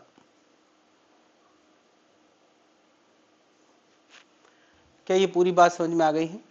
यानी अभी तक हम जिनको कन्वर्जिंग समझ रहे थे, रे को इकट्ठा करने वाले हैं, वो डाइवर्जिंग भी हो सकते हैं। कब, अगर उनको किसी ऐसे लिक्विड में डुबा दिया जाए जिसका खुद का मीडियम लेंस के मीडियम से ज्यादा है।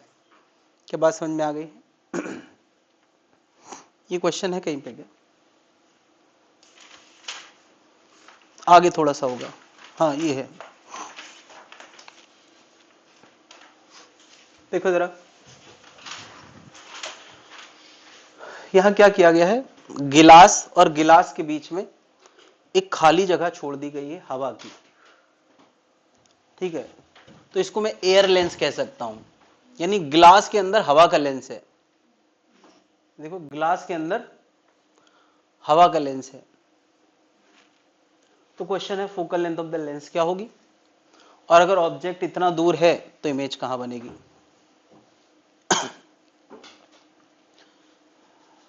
दोनों फॉर्मूले लगाने का मौका है हमारे पास। कौन कौन से दो फॉर्मूले, एक फोकल लेंथ वाला और एक यूवी वाला।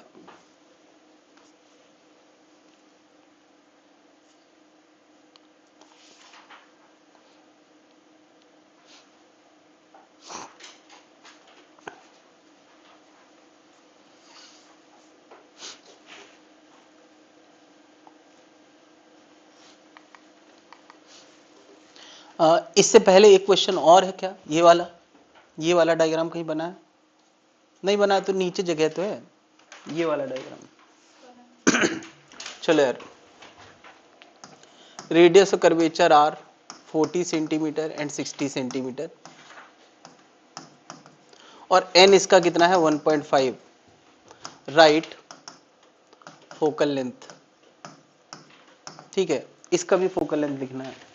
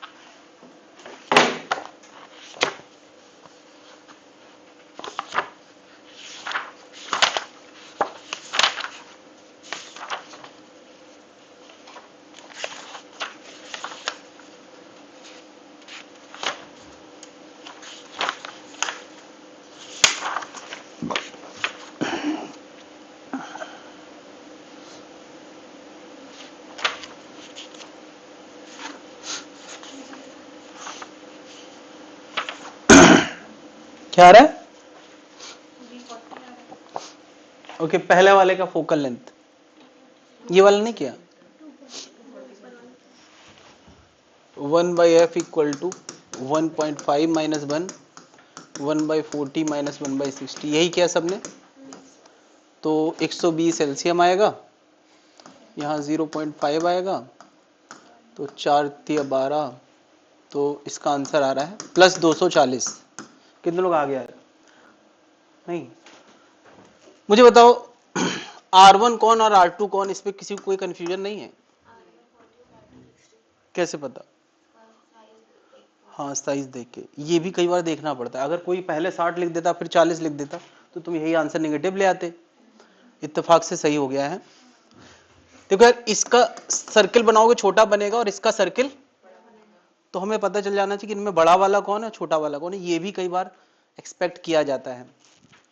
खैर, तुमसे बाई डिफॉल्ट सही निकल आया है क्योंकि मैंने सीक्वेंस सही दिया था। तो you should be thankful for me, it's not your strength कि तुमने सही सही आंसर निकाला है। चलो ये वाले क्वेश्चन पे आ जाते हैं। कितने लोगों का एफ आ गया है?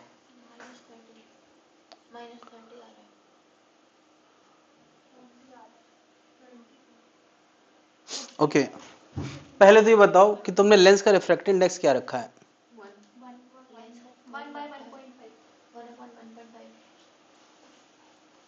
क्योंकि लेंस एयर का है और सराउंडिंग में 1.5 है। ठीक, अभी तो बताया, बट अप्लाई कब करवाया सर? तो यहाँ मैंने अप्लाई करवाया, बिना करे थोड़ी होता है, वो तो बस देखने के लिए होता है। अच्छा, इसलिए बताया था। ये तभी समझ में आता है जब हम खुद गलती करते हैं। ठीक है, तो 1/f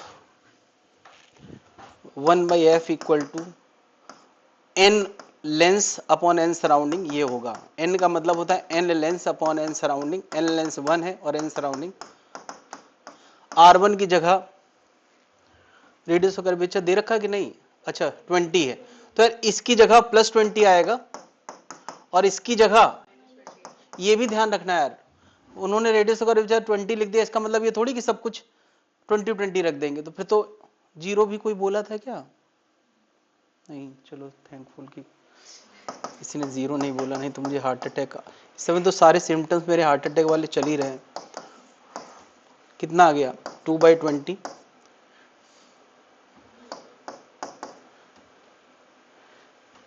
मैंने अपने जीजा को मैसेज लिख के छोड़ दिया है और तब से मैं बड़ा रिलैक्स हूँ कि मेरे को ऐसे सिम्टम्स आ रहे हैं। तो मुझे ये लगता है कि वो देखेंगे अपना, जब देखेंगे जब ऊपर वाले ने चाहा। और मैं उनको बताना भी नहीं चाह रहा था एक्चुअली, घर पे प्रेशर पड़ता है तो बता देता हूँ। कितना आएगा? और जब तक नहीं पता चल रहा मैं खूब खा रहा हूँ इधर उधर से, बाद में पता चलता है कि वो गैस की वजह से होता है, तो क्या फायदा इतना। एफ कितना हो गया?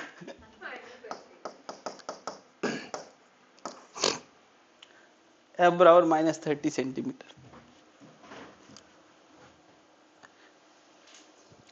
अगला क्वेश्चन है, ऑब्जेक्ट की दूरी दी है, इमेज की दूरी बताना है।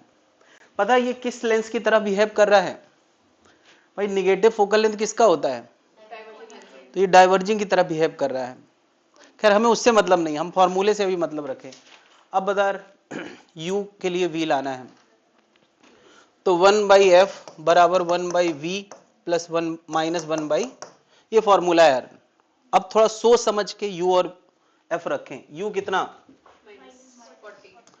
और f कितना, जो आया है वही रखेंगे, बस सॉल्व करके v लाना तुम्हारे बाएं हाथ का काम है। जो लोग बाएं हाथ से लिखते, बाकी लोग दाएं हाथ से निकालें। कितना आएगा?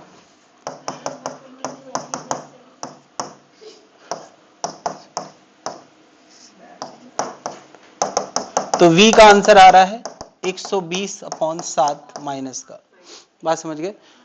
एक साथ दोनों क्वेश्चन कभी नहीं पूछे जाएंगे, केवल f पूछ लिया जाए, ये एक क्वेश्चन हो सकता है गिवन f के लिए। तो मैंने दोनों प्रैक्टिस एक साथ करा दी है। समझ गए भाई? साइन कन्वेंशन वही है जो मिरर के जमाने में थे, इसलिए ये प्रैक्टिस तो तुम्हारी होना ही चाहिए। कोई दिक्कत है भाई? हाँ, ऐसे भी तो क्वेश्चन बना सकते हैं कोई तो कि यहाँ पे ग्लास है, हम्म, ये मान लेते हैं और उधर वाटर है। हाँ बना सकते हैं, बहुत वेल सेड। चलो हम लोग 2 मिनट इसमें बातें करेंगे, बट ये क्वेश्चन के चांस ना के बराबर हैं। एक क्वेश्चन पूरे असाइनमेंट में ऐसा है जो मैं कराता नहीं हूं, लेकिन अभी मैं करा रहा हूं, ध्यान आ गया मुझको। इतने दिनों बाद किसी ने क्रिएटिविटी दिखाई है तो बनाना तो बनता ही है।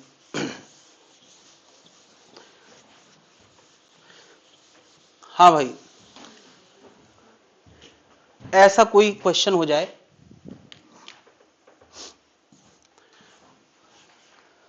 इसको तो मैं थोड़ा छोटा कर देता हूं, यहां n1 है, यहां n2 है और यहां n3 है। हम तो दोनों तरफ सराउंडिंग सेम क्यों माने, अलग भी तो हो सकता है।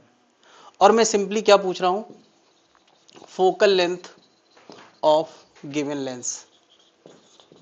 तो सबसे पहला क्वेश्चन, क्या जो हमारा जनरल फॉर्मूला ये वाला है, ये यहां काम करेगा या नहीं?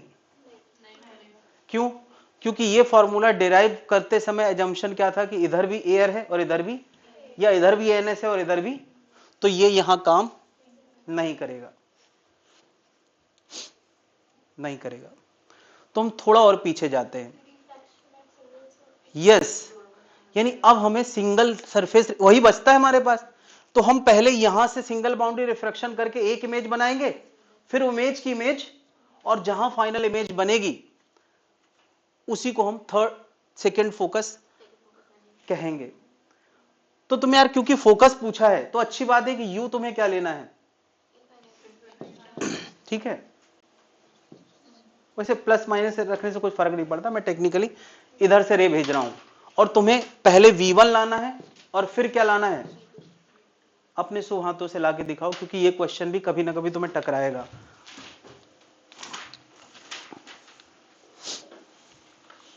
इसीलिए मैंने सिंगल बाउंड्री रिफ्रैक्शन तुम्हें सिखाया है कि कभी न कभी हमें एक स्टेप पीछे जाना पड़ेगा। और फिजिक्स पता है कब मुश्किल होती है, जब हमें एक स्टेप पीछे जाना पड़ता है, मेन कॉन्सेप्ट पे जाना पड़ता है। रेगुलर चीजों से जब चीजें नहीं होती हैं, फिजिक्स को वही टफ माना जाता है जो बेसिक कॉन्सेप्ट से जितना पास चला जाता है और रेगुलर डिस्कशन ना हो।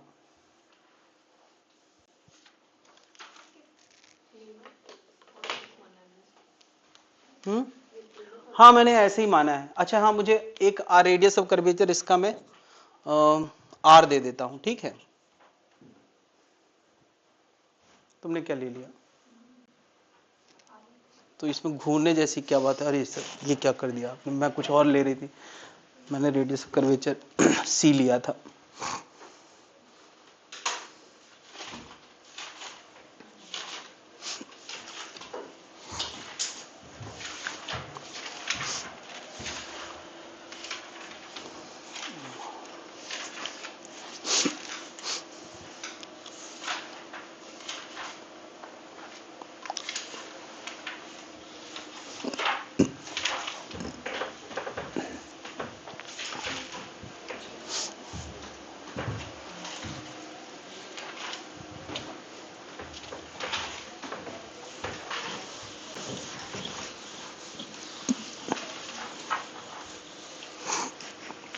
सबसे पहले यार u इनफाइनाइट, तो 1 बाई फॉर्मूला क्या था, बाद वाला अपॉन v, पहले वाला अपॉन u, बाद वाला माइनस पहले वाला अपॉन r, सबको रखते हैं साइन के साथ। बता v की जगह v1, यही हमें लाना है, u की जगह और r की जगह प्लस या माइनस, सोच समझ के बोलो, प्लस r, ठीक है।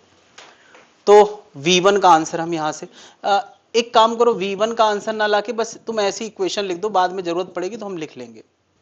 चलो अब हम सेकेंड बाउंड्री, ये हमने फर्स्ट बाउंड्री डीलिंग कर ली है, एक बाउंड्री हमने डील कर ली है सिंगल बाउंड्री रिफ्रैक्शन से। कितने लोग यहां तक पहुंच चुके हैं? अब हमें क्या करना है, second boundary dealing, second boundary यानी इस बाउंड्री की डीलिंग। बताओ क्या करेंगे?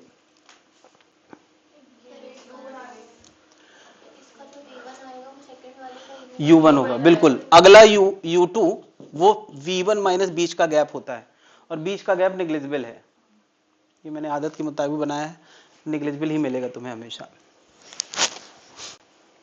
तो अब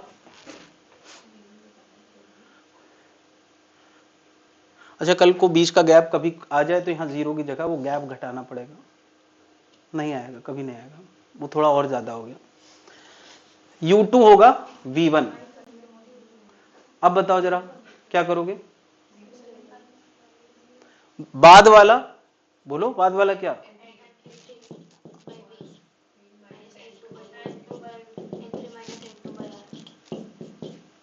R की जगह V की जगह, V की जगह F, यही चाहिए था हमको। ये जो इमेज बनेगी वही तो हम निकालना चाह रहे थे, और इसकी जगह V1 ना। तो N3/F बराबर, ये तो पूरा 0 हो गया यार, बराबर क्या? N2/, अच्छा N2/V1 तो बना बनाया रखा है, तो हम काहे को इसमें V1 इवन लाएं, सीधे N2/V1 की जगह क्या रख दें? तो F का आंसर देखो, F इधर गया, N3R डिवाइड बाई, ये अपने आप में ही बड़ा फेमस क्वेश्चन है, ये आ जाए तो फॉर्मूला भी लोग रट सकते हैं।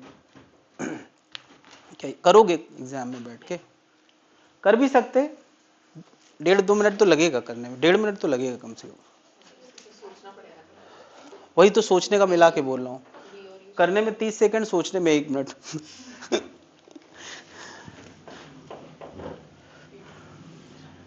समझ गए भाई? तो हर चीज का जवाब मेन चीज से जुड़ा है, मतलब सबसे पहली चीज है सिंगल बाउंड्री, उसकी मदद से हम लेंस मेकर फॉर्मूला बनाते हैं। लेंस मेकर थिन लेंस के केस में सारी बातें वही हम कर रहे हैं, ठीक है।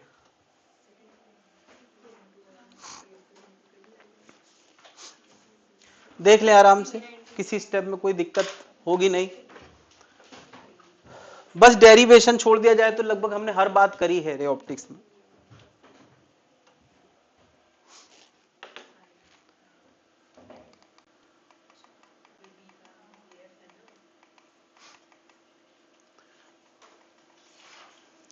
दो लेंस अगर ऐसे सटा के रखे गए हैं और उनके बीच में कोई फासला नहीं है, तो बताओ, देखा जाए तो किसी ऑब्जेक्ट से चलने वाली रे का इस बार ये लेंस एक इमेज बनाएगा, फिर उस इमेज की इमेज ये लेंस बनाएगा, और फिर जाके फाइनल इमेज बनेगी नहीं। तो अगर कोई इनकी फाइनल इमेज पे इंटरेस्टेड है ना, मैं थोड़ा इजी ढंग से, तो इसकी इफेक्टिव फोकल लेंथ कोई निकालना चाहता है। इफेक्टिव फोकल लेंथ का मतलब कि ये दोनों मिल के फोकस क्या दे रहे हैं, तो तुम क्या मानोगे बताओ? तुम क्या करोगे? U बराबर इनफाइनाइट ले लोगे, पहला इमेज ये लेंस बनाएगा उसको V1 कह लो, और दूसरा इमेज ये बनाएगा उसको क्या कह दो? F। वही तो चाहिए हमें, कि दोनों के बाद जो हुआ वही क्या है। मैं करके दिखा रहा हूं, नोट करना ना करना तुम्हारी मर्जी है। 1/F बराबर 1/V माइनस 1/U। U कितना?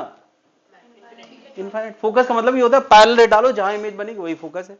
फिर बताओ 1/F2 बराबर, अब इसके लिए काम कर रहे हैं, पहले लेंस 1 के लिए काम कर रहे थे, अब लेंस 2 के लिए। बताओ 1/V माइनस 1/U। तो इसका U क्या होगा? अगला U पिछला वाला V होगा, और बीच का गैप क्योंकि 0 ही है, सटा के रखा गया ना। चलो, और जो अगला V आएगा वही क्या है? F इफेक्टिव, यानी ये फाइनल F है, इस सिस्टम का F है, यानी फाइनल इस सिस्टम ने इमेज कहां दी वो उसका F है। पैरेलल रे के लिए इस सिस्टम ने जहां इमेज दी उसी को मैं क्या बोल रहा हूं? F effective. क्या जनता समझ पा रही? ओके।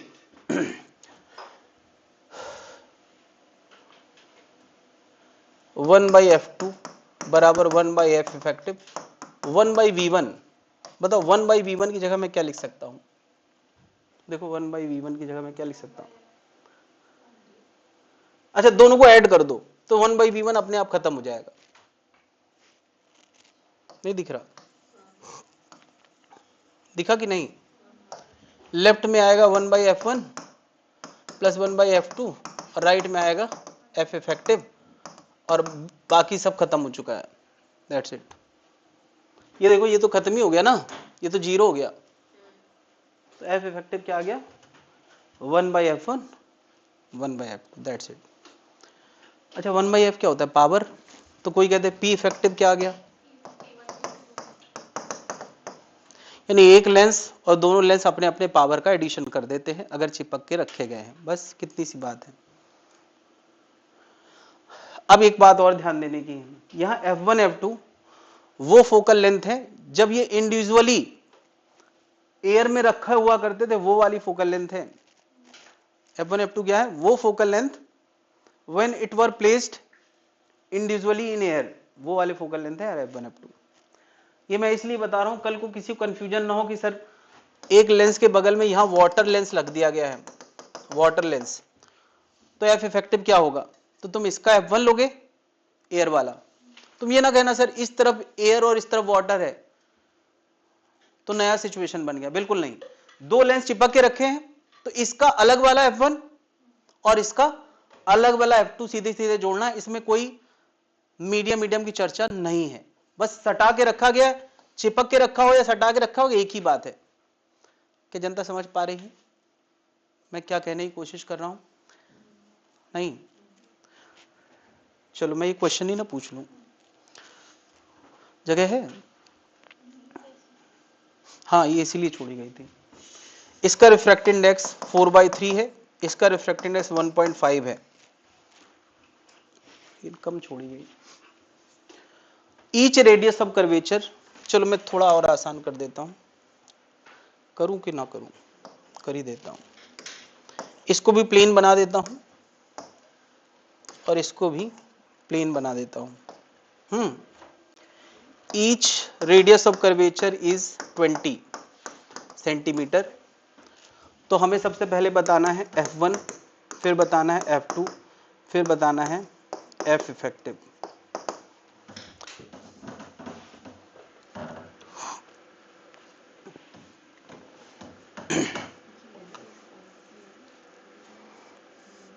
एक ग्लास लेंस है, एक वाटर लेंस है,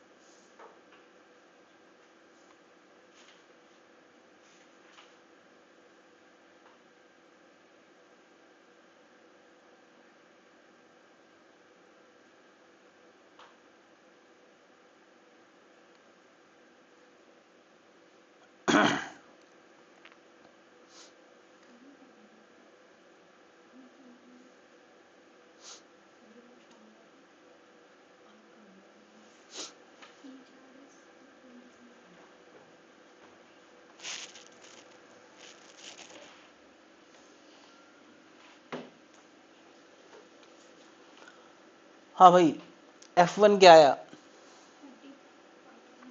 40 सेंटीमीटर और F2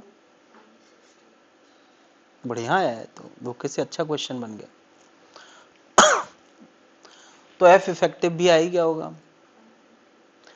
क्या किसी को डायरेक्ट फॉर्मूला याद रखता है F वाला, वही बेसिक से किया है, कितने लोगों को डायरेक्ट फॉर्मूला याद हो गए हैं, डायरेक्ट मतलब जो एंड रिजल्ट्स थे 5-6 ये वाले याद हो गए हैं, सभी तुम लोग एक ही जैसे हो क्या, ये वाले ये भी लोग रटते हैं, मैं इसको डब्बे में बंद कर दूं,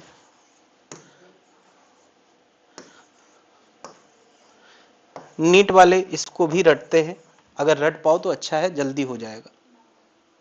मैं तुम्हें नीट की ही प्रैक्टिस करा रहा हूं, इसलिए मैं सीधे फॉर्मूला लगाऊंगा। F1 इक्वल टू क्या होगा, R अपॉन n-1, यही तो था। तो R की जगह 20 अपॉन 0.5 कितना आ गया, 40, पहला आ गया। तो वो फॉर्मूला थोड़ा सा ना ज्यादा सोचना पड़ जाता है। और अच्छी बात पता है क्या, यहाँ पे हमें साइन का भी ध्यान नहीं रखना, साइन रखा जा चुका है। बताओ F2 ये वाला, इसका होता था -R अपॉन 2n-1। ये 2 कैसे याद आता है, इसका आधा पावर होता था, ऐसे कुछ थोड़ा वो टिका के याद रखो किसी तरह से। तो R कितना 20 अपॉन 2 4/3 -1, तो ये कितना आ गया यार, 30 आ रहा है भाई। हाँ 30 आ रहा है यार माइनस का।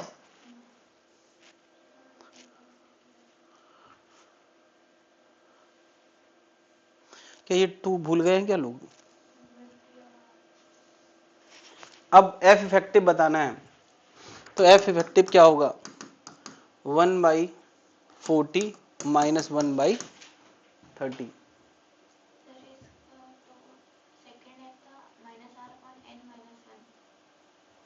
प्लेनो है।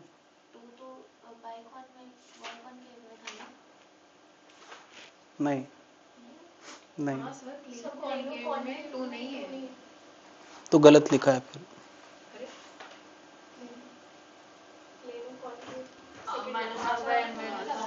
हाँ हाँ हाँ, सॉरी सॉरी, ठीक सही है, इसका फोकस कम है, इसका ज्यादा है, सॉरी।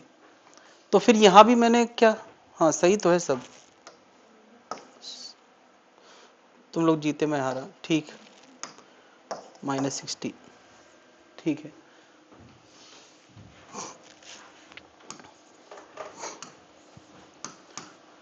बताएं, तो F इफेक्टिव कितना आ गया, डन, क्लियर है। तो अब यहां किसी के मन में यह ना आए कि सर एक तरफ एयर और एक तरफ वाटर, नहीं, ये अलग अलग जो लेंस हुआ करते थे उनकी फोकल लेंथ है, क्योंकि इस डिस्कशन में हमने वही लिया था। डेरिवेशन के वक्त क्या कंडीशंस हैं वो तय कर, ये सब हेल्प करती हैं ये सोचने में कि हमें यहां क्या लेना है।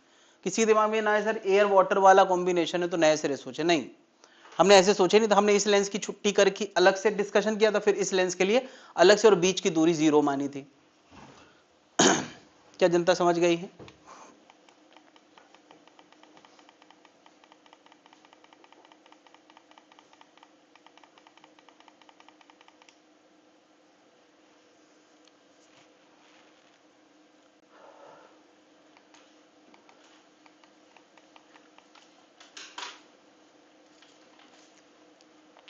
प्रिंसिपल एक्सिस पे रखे हुए डॉट की इमेज हमेशा प्रिंसिपल एक्सिस पे बनती है,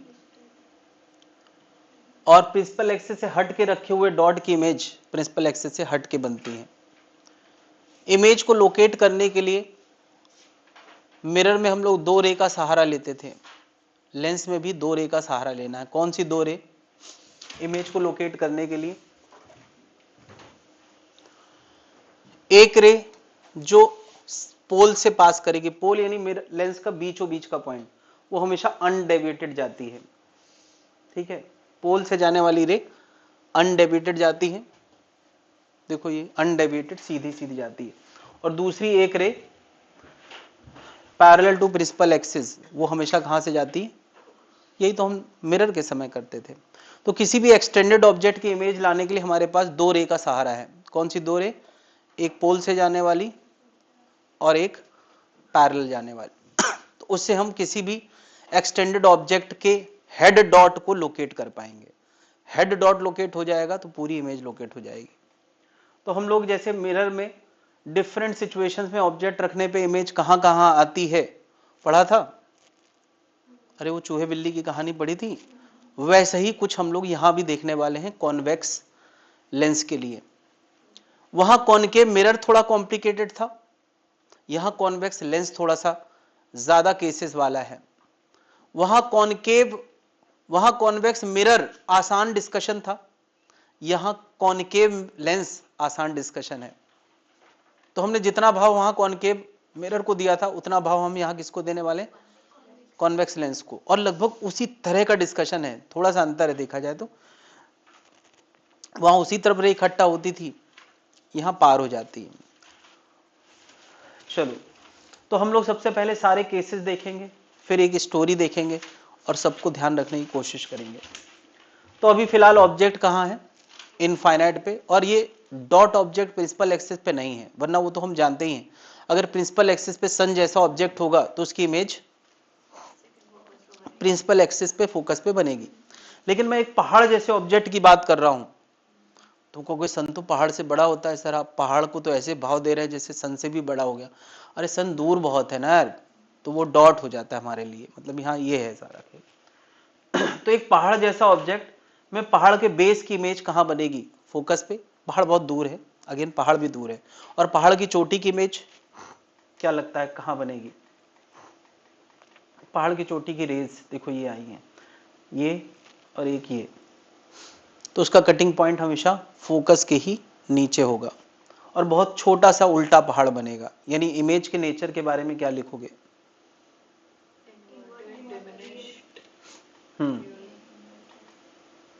दैट्स इट।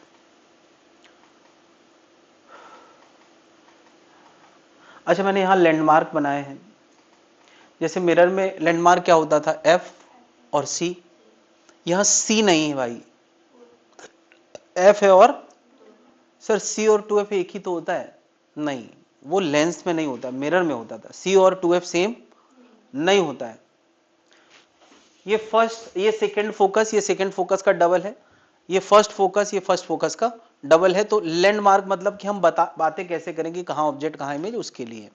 तो अभी ऑब्जेक्ट इनफाइनाइट पे, तो इमेज सेकंड फोकस पे बना है। ये एक इक्वी कॉन्वेक्स लेंस का डिस्कशन चल रहा है, इसलिए दोनों तरफ के फोकस एक जैसे दिखाए गए हैं, ठीक है। ऑब्जेक्ट थोड़ा पास ले आए हैं, एक फोकस वाली रे, पैरेलल रे, और एक पोल से जाने वाले अनडेविएटेड, अगर सही सही बनाएंगे तो कटिंग पॉइंट f और 2f के बीच में आएगा। इमेज के बारे में क्या बोलोगे,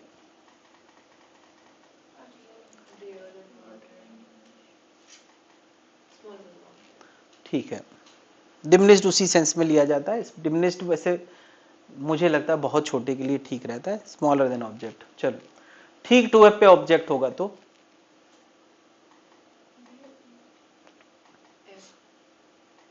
अगर सही सही कोई बनाएगा, थोड़ा सा गड़बड़ हुआ है इसलिए बहुत सही नहीं आया, तो 2f पे इमेज, जैसे वहां c का केस होता था वैसे यहाँ 2f का केस है। वैसे याद रखने को बहुत सिमिलर है डिस्कशन, वहां ये रेस फोल्ड होके इस तरफ आ जाती थी, यहाँ उस तरफ जा रही है डिस्कशन वैसे ही। फिर बताओ जरा, और 2f के आगे आ जाए, क्या लगता है, बियॉन्ड, तो बियॉन्ड 2f,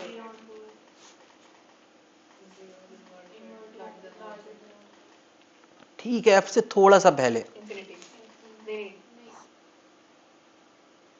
हाँ जस्ट थोड़ा सा पहले, ये रेज हल्का सा कन्वर्जिंग होगी, इनफाइनाइट पे कट करेंगी। तो इमेज के बारे में क्या बोलोगे, रियल इन्वर्टेड, ठीक है, पे क्या होगा, कभी मीट नहीं करेंगी। तो f की हम बात ही ना करें, समझ गए हो, परफेक्ट पैरेलल कभी मीट, f से थोड़ा सा आगे रख दें,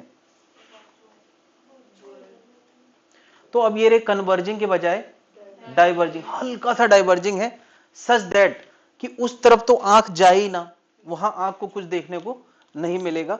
अगर आंख यहां से रेस को रिसीव करेगी तो उसको पीछे कहीं इमेज नजर आएगी। तो इमेज के बारे में पहली बार क्या बोलोगे, फिर से इनफाइनाइट, लेकिन इस तरफ इनफाइनाइट, अभी सेम साइड, जिस तरफ ऑब्जेक्ट उसी तरफ image, real, sorry no, virtual और इरेक्ट। देखो उसमें सही लिखा है कि गलत लिखा है, virtual, erect and very much larger than the object. क्या बात समझे, तो एफ के जस्ट पहले पिछली कंटिन्यूटी चल रही थी, और एफ के जस्ट बाद नई कंटिन्यूटी शुरू हुई है। थोड़ा और आगे रख दें तो क्या होगा, थोड़ा और आगे रखेंगे तो डाइवर्जेंस बढ़ जाएगा, कटिंग पॉइंट पास आ जाएगा ऐसे। तो क्या ऐसा नहीं लग रहा है कि अभी और पास रखेंगे तो और पास, और एकदम लास्ट सीन क्या होगा? पोल का पोल। ठीक है, तो ये ऑल पॉसिबल केसेस जनता की मांग पे एक बार एक साथ एक जगह पे हम लोग यहां देख लें। अगेन इतने सारे केसेस और समय की कमी होने की वजह से हम लोग यहां पर सीधे सीधे पूरा पैटर्न दिमाग में रख पाए, इसके लिए मैंने एक स्टोरी बनाई थी क्राइम थ्रिलर देखते समय। तो हमारी इस स्टोरी में चूहा बिल्ली नहीं है, इसमें एक छुटभैया नेता है जो कभी कभी चोरी करता है। छुटभैया नेता जानते हो यार? नहीं, नहीं जानते होगे।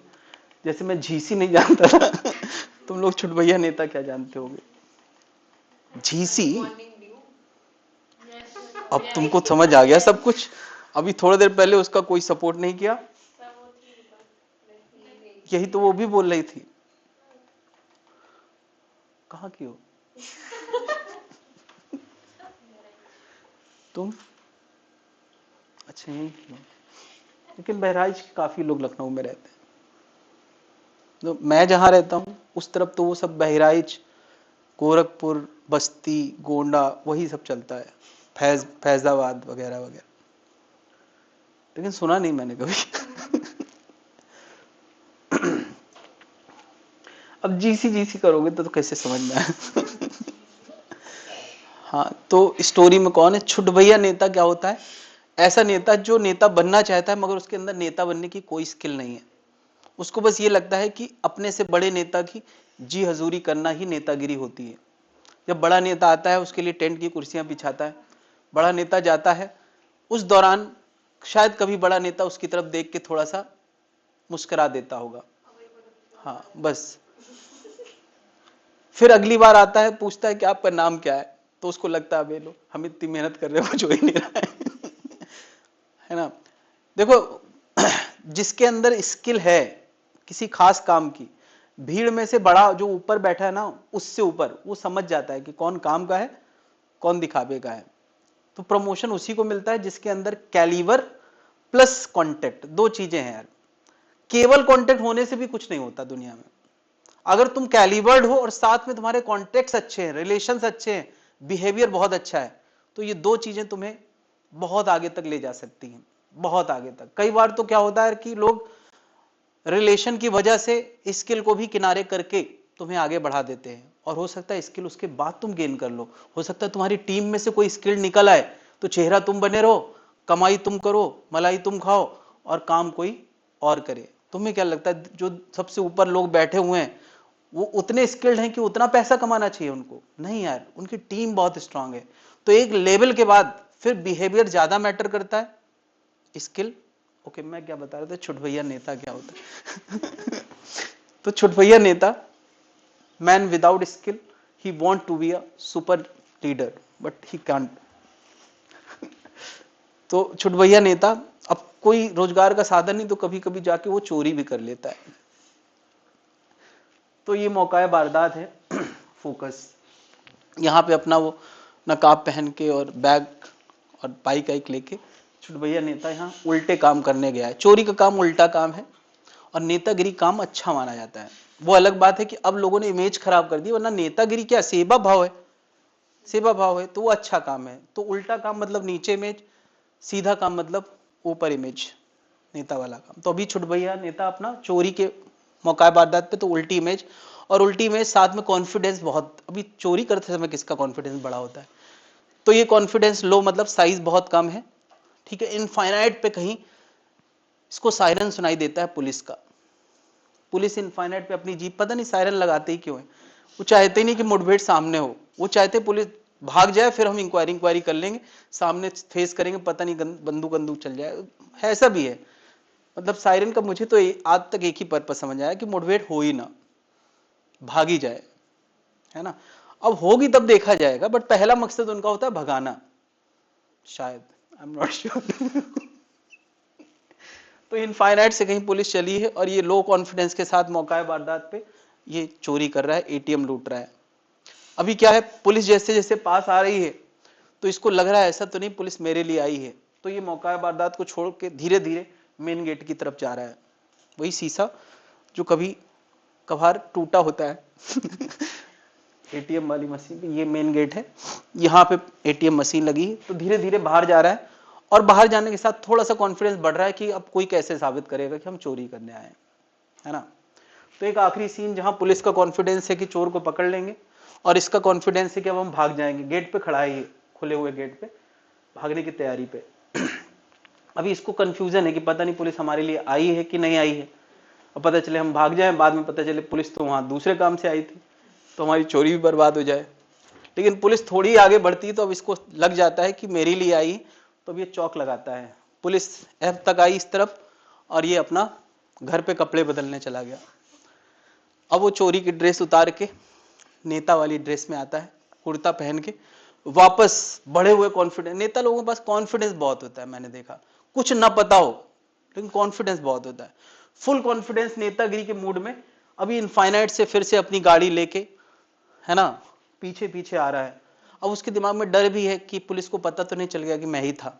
तो जैसे जैसे पास आ रहा है उसका कॉन्फिडेंस डाउन होता जा रहा है। अब क्योंकि नेता के भेस में तो ये उल्टा नहीं, कैसा है, सीधा काम, नेतागिरी सीधा काम, तो सीधी इमेज, और जैसे जैसे पास आ रहा है उसका साइज कम होता जा रहा है। और आखिरी सीन वही लेंस के पास, बिल्कुल आखिरी सीन क्या बनता है, यहाँ पे जहां पुलिस इधर है और उसके ठीक पीछे नेता पुलिस से पूछ रहा है कौन था, कंफर्म करने के लिए कि पता तो नहीं चला है।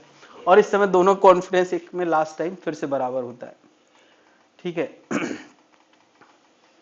ये एट पोल की इमेज हमेशा एट पोल बनती है, ये पूरी रे ऑप्टिक्स के लिए। तो यार इस पूरी कहानी से हमें क्या शिक्षा मिलती है कि नेता बनो तो अच्छा बनो, चोर बनो तो चोरी बन लो ढंग से। दूसरी बात बताओ यार, ऑब्जेक्ट और इमेज सबसे करीब कब आए? पोल पे। रियल इमेज रहते ऑब्जेक्ट और इमेज सबसे करीब कब आए? ये सबसे करीब का मामला है। क्यों? इससे पहले ऑब्जेक्ट तेज चल रहा था और इसके बाद पता, अच्छा 2f से पहले जब ऑब्जेक्ट चल रहा था तब ऑब्जेक्ट फास्ट था या इमेज फास्ट थी?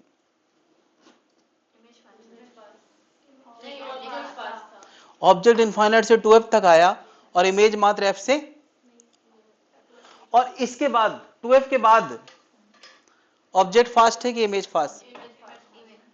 ऑब्जेक्ट 2f से f जाएगा और इमेज, तो पहले पीछे वाला तेज था और अब, तो इसका मतलब सबसे करीब वाला मामला यही होगा। जब पीछे वाला तेज होता है तो दूरी कम होती है, जब आगे वाला तेज होता है तो दूरी बढ़ती है। तो सबसे करीब की दूरी कौन सी है? 2f। कोई पूछे मिनिमम डिस्टेंस रियल इमेज रहते मिनिमम डिस्टेंस कितनी है? 4f। हाँ 4f देंगे, बात क्लियर है। और स्पीड को लेके बातें करें कि बियॉन्ड 2f ऑब्जेक्ट की स्पीड ज्यादा या इमेज की स्पीड ज्यादा? ऑब्जेक्ट की। ये सब बातें इस स्टोरी में छुपी हैं, तुम जब चाहो रिकवर कर सकते हो, वरना ज्योमेट्री से तो सब याद रहता ही है। खैर, क्या बताओ एक रियल ऑब्जेक्ट की रियल इमेज ही बनती है, ट्रू और फॉल्स? रियल भी बनती है, वर्चुअल भी बनती है। एक वर्चुअल ऑब्जेक्ट की रियल इमेज ही बनती है, ट्रू और फॉल्स? क्या बताओ, ये रियल ऑब्जेक्ट, ये वर्चुअल इमेज, ये रियल ऑब्जेक्ट 2f पे था तो इनफाइनाइट पे इमेज थी, और ये पोल पे आया तो पोल पे इमेज है। लेकिन हर केस में इमेज कैसी है? वर्चुअल।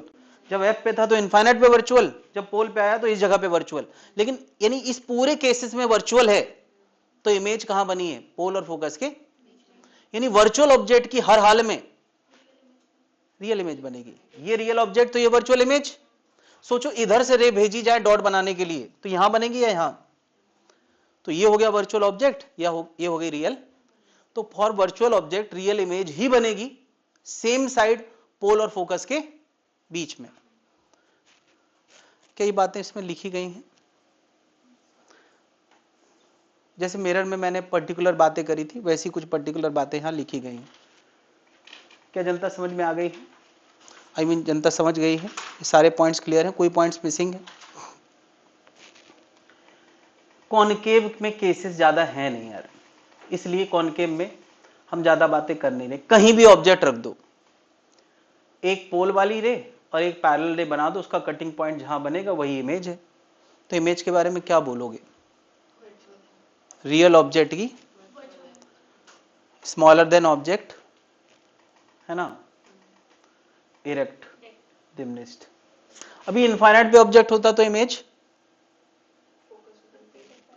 ऑब्जेक्ट पास आया, ऑब्जेक्ट और पास आएगा, और फिर पोल की इमेज पोल पे बनेगी। यानी ऑब्जेक्ट कहीं भी हो, एनीवेयर, कहीं भी हो, इमेज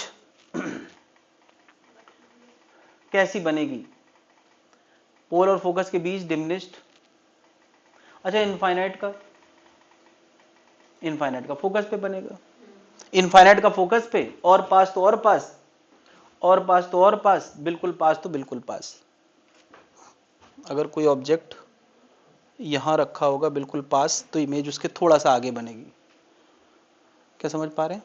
चिपक के तो चिपक के, मतलब एक ही जगह आ जाएगा। क्या जनता समझ गई? तो वर्चुअल बनेगी और इनफाइनाइट इधर साइड। हाँ एफ पे बनेगी। हाँ, इनफाइनाइट से अगर रेज आ रही हैं तो उसकी इमेज कहाँ बनेगी? एफ पे। अगर बड़ा ऑब्जेक्ट है तो उसका कटिंग पॉइंट एफ के ही ऊपर आएगा थोड़ा सा। अगर हम एफ पे ऑब्जेक्ट रखें, रिवर्सिबिलिटी, यानी रियल ऑब्जेक्ट्स की वर्चुअल इमेजेस बनती हैं और पोल और फोकस के बीच ही में सारी बनती हैं। लेकिन ऑब्जेक्ट अगर पोल और फोकस के बीच में रख दें तो वो वर्चुअल होगा पहली बात, और उसकी इमेजेस पोल और इनफाइनाइट के बीच में कहीं भी बन सकती है, पोल और इनफाइनाइट के बीच में।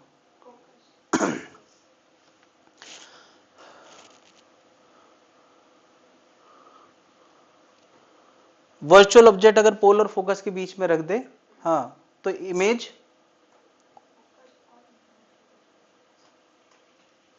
पोल और इनफाइनाइट के बीच में। अच्छा बताओ, पोल पे ऑब्जेक्ट हो तो इमेज कहां बनती है? और फोकस पे हो तो इमेज कहां बनती है? तो उसकी रिवर्सिबिलिटी है।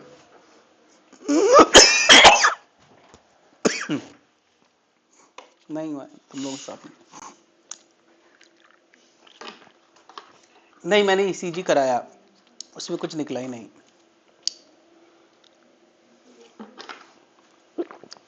अगला इलाज क्या है पता नहीं।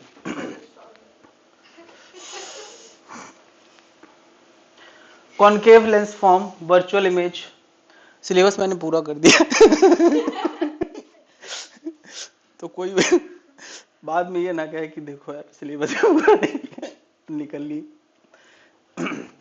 Concave lens form real image for virtual object. वो सारे केसेस समझ में आ गए भाई?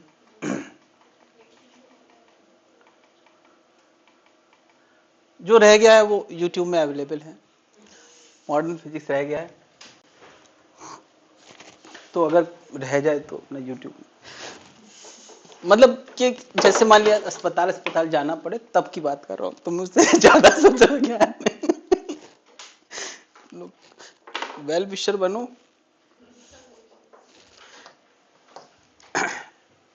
हाँ भाई,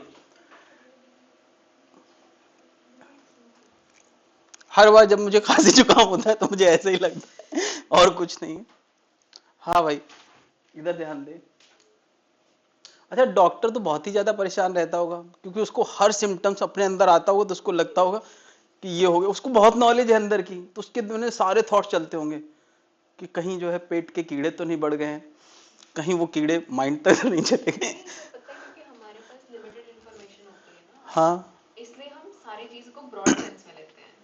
हम लोग ज्यादा दुखी रहते हैं। हाँ, उनके पास बहुत ही वास्ट इंफॉर्मेशन होती है। हाँ तो even if they have like only 2 symptoms out of 5, हाँ। जैसे कि मुझे नहीं है, लेकिन हम अच्छा, 2 में से अगर हम लोग मान लो एक तो हमें लगता है कि है। हम लोग बता भी नहीं पाते हैं अपनी बातों को। हाँ, ये बात भी हो सकती है, अच्छे डॉक्टर के साथ होता होगा ये। हाँ, लेकिन हर डॉक्टर का खुद का डॉक्टर होता है और वो खुद नहीं होते हैं। डिस्प्लेसमेंट मेथड क्या है? तो हम लोगों ने यार बहुत सारे ऑब्जेक्ट की बहुत सारी इमेज देखी,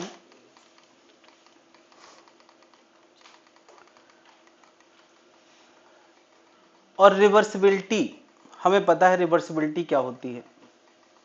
योर ऑब्जेक्ट और इमेज अगर अदल बदल दिए जाएं तो रूल एक ही जैसे होते हैं। मतलब ये ऑब्जेक्ट तो ये इमेज और इसको ऑब्जेक्ट बना दे तो ये इमेज। मतलब अगर मैं कहता हूं x दूरी पे ऑब्जेक्ट है और इमेज y दूरी पे बनी है, तो मैं उल्टी बात करूं, y दूरी पे ऑब्जेक्ट रख दिया जाए तो इमेज कितनी दूरी पे बनेगी? x दूरी पे बनेगी। बनी बात है कि नहीं? और इसी कॉन्सेप्ट को यूज किया जाता है डिस्प्लेसमेंट मेथड में। डिस्प्लेसमेंट मेथड क्या है?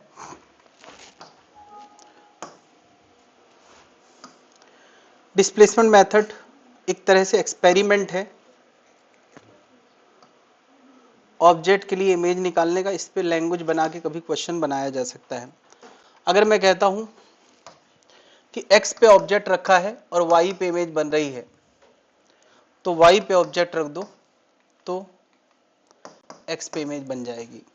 मतलब क्या कि यहां पर u और v इंटरचेंज किए गए हैं और u v इंटरचेंज करने के लिए एक ऑब्जेक्ट और उसकी रियल इमेज चुनी गई है। एक ऑब्जेक्ट, उसकी real image.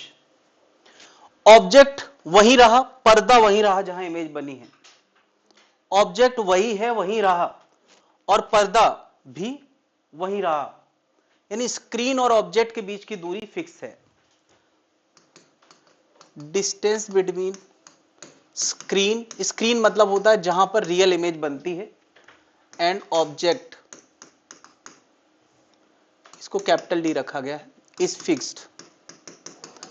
Capital D fixed है।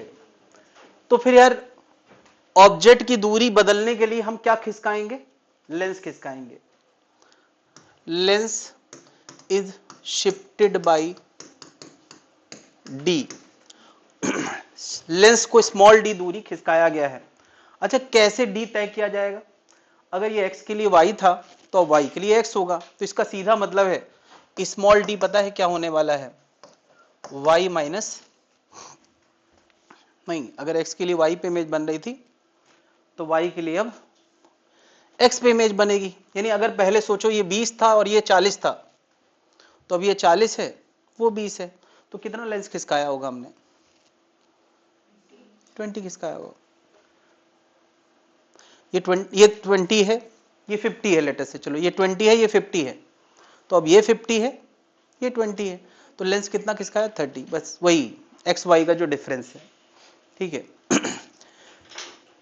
क्या बता रहे, फोकल लेंथ लाने का एक तो तरीका है कि लैंग्वेज में कह दे कि भाई स्क्रीन और पर्दे की बीच की डिस्टेंस ये है और एक सिचुएशन में लेंस ऑब्जेक्ट से इतनी दूरी पे है। मान लीजिए कैपिटल डी 50 दे दे और कह दे एक्स 20 है, तो वाई भी पता चल गया तुम्हें, एक्स 20 है, वाई 50 है। तो फोकल लेंथ तुम कैसे ला सकते हो? 1/f 1/v minus 1/u। यार यहां एक्स वाई को न्यूमेरिकल वैल्यू की तरह ट्रीट करें। v की जगह और u की जगह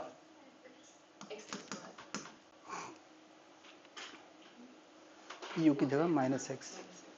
एक्स वाई को न्यूमेरिकल वैल्यू की तरह ट्रीट करते हैं। अगर तुमने एक्स वाई को साइन के साथ सोचा तो बड़ी दिक्कत हो जाएगी। क्या जनता समझ पा रही है? एक्स वाई एलसीएम ले लो तो ऊपर आएगा एक्स प्लस वाई। क्या बताओ अगर तुम्हें कोई लैंग्वेज ऐसी मिल जाए जिसमें लैंग्वेज में साफ साफ लिखा हो कि डिस्प्लेसमेंट मेथड में पर्दे और ऑब्जेक्ट की दूरी 50 सेंटीमीटर है और किसी एक सिचुएशन में ऑब्जेक्ट 20 सेंटीमीटर पे था, तो एक्स दे दिया, कैपिटल डी दिया, तो वाई निकाल लिए। क्या कैपिटल डी किसके बराबर होगा?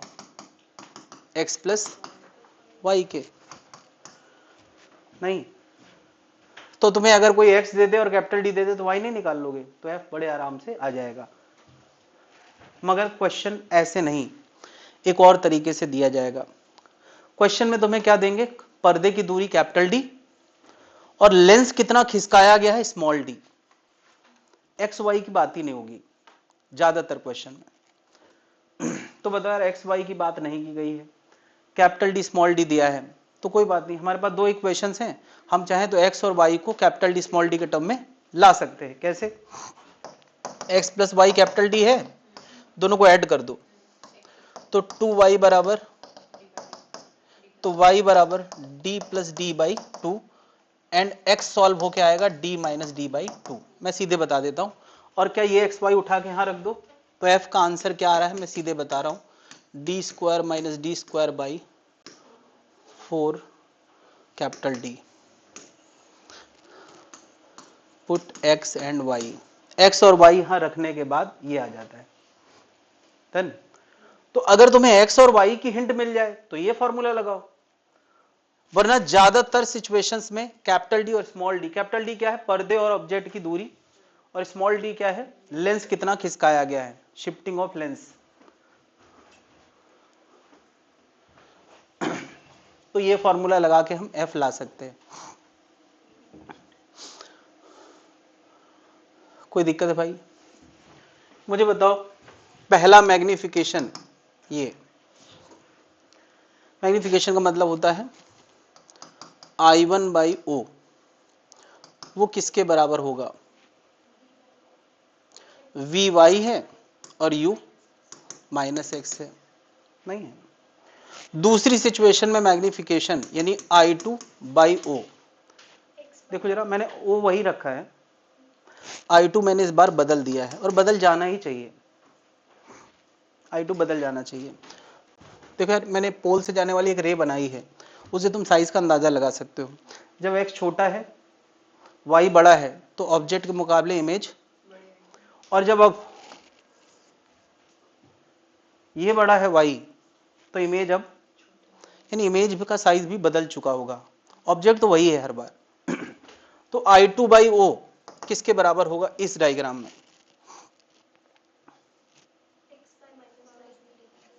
v बाई यू, तो v की जगह x और u की जगह नहीं, फर्स्ट और सेकंड मल्टीप्लाई करते हैं तो लेफ्ट साइड पता है क्या आएगा I1 I2 और राइट साइड आएगा 1, नहीं आया, मैं दिखा देता हूं, y by X into X by Y, तो x से x गया y से y गया, तो o स्क्वायर बराबर आएगा I1 I2, o बराबर आएगा रूट I1 I2। इस पे भी बड़े फ्रीक्वेंट क्वेश्चंस आते हैं कि पहली सिचुएशन में इमेज बनी थी मान लिया 20 सेंटीमीटर, दूसरी सिचुएशन में इमेज बनी है 5 सेंटीमीटर, तो बताओ ऑब्जेक्ट कितने साइज का होगा, नहीं समझे। पहली सिचुएशन में इमेज 20 सेंटीमीटर, दूसरी सिचुएशन ऑब्जेक्ट इमेज 5 सेंटीमीटर, तो ऑब्जेक्ट कितना होगा, क्या हम निकाल सकते हैं इस फॉर्मूले से। तो दो तरह के क्वेश्चन हो सकते हैं, या तो फोकल लेंथ लाने वाले या तो ऑब्जेक्ट का साइज लाने वाले।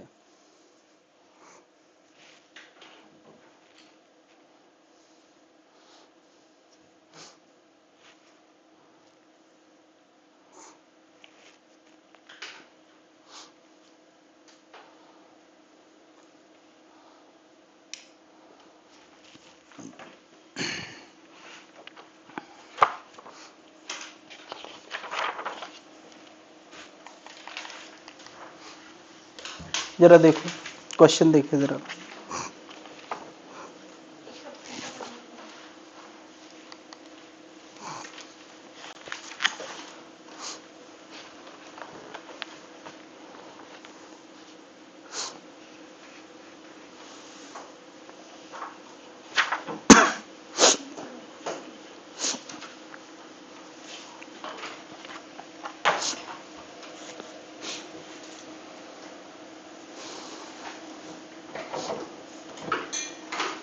एक ही दिया है क्वेश्चन इसमें,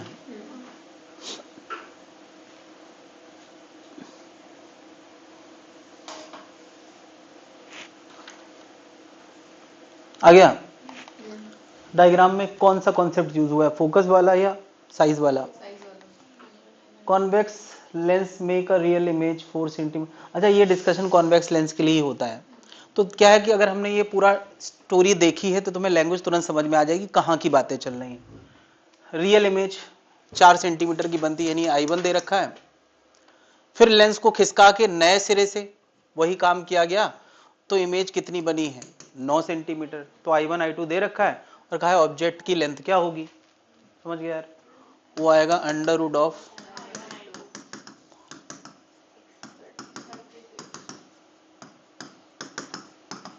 समझ गए। क्लियर है? इसमें देखें जरा, एक आध क्वेश्चन और मुझे दिख जाए शायद।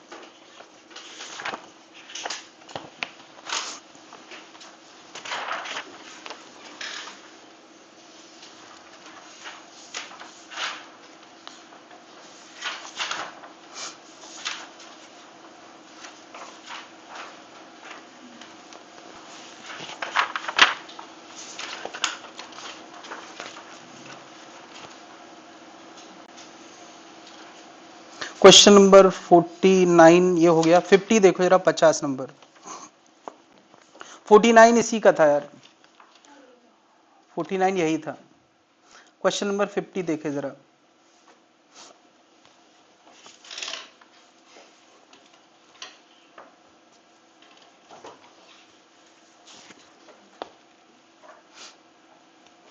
फिफ्टी यार अच्छा क्वेश्चन है। 50 देखो जरा भाई लोग।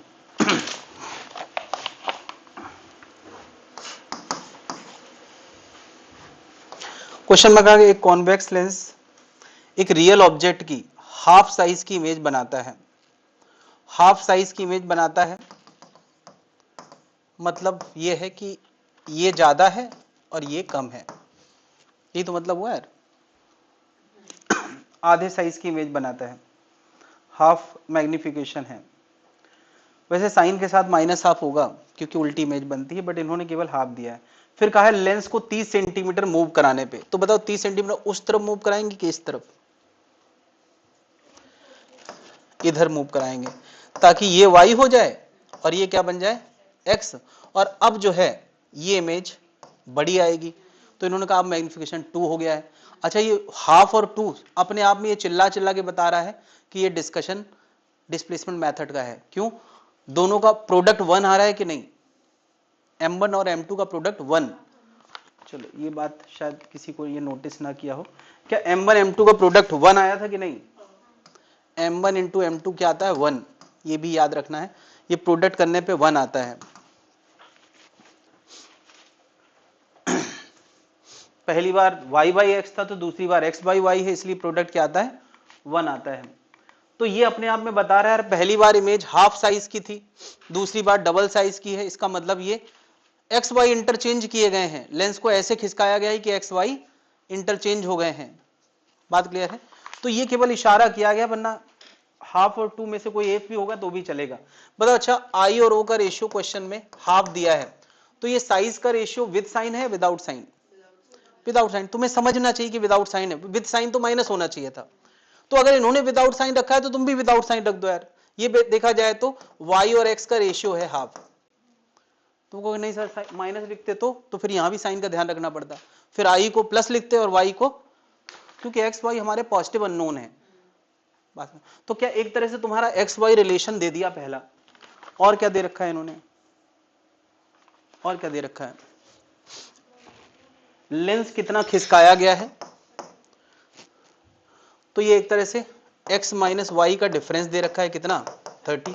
क्या ये दो इक्वेशन हैं, इसकी मदद से हमें f लाना है, तो तुम क्या करोगे? सॉल्व करके पहले x लाओगे, y लाओगे, फिर उसी फॉर्मूले में रख दोगे तो x।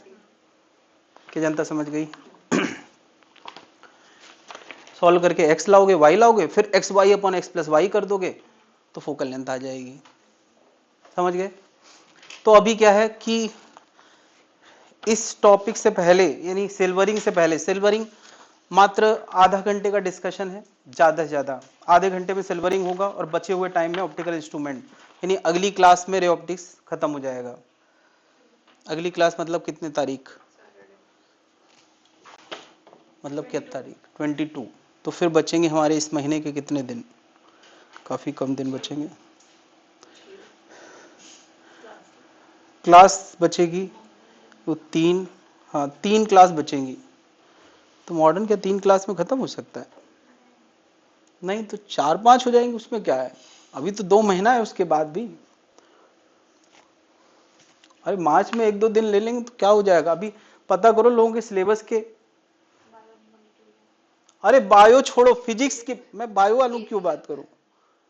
एसी चल रहा है इतनी ठंड में। तो अभी उनका क्या क्या बाकी हो गया फिर इसका मतलब ऑप्टिक्स बाकी है, मॉडर्न बाकी, कहाँ की बात कर रही हो ऐसे? चलो मैं माइक बंद कर देता हूँ।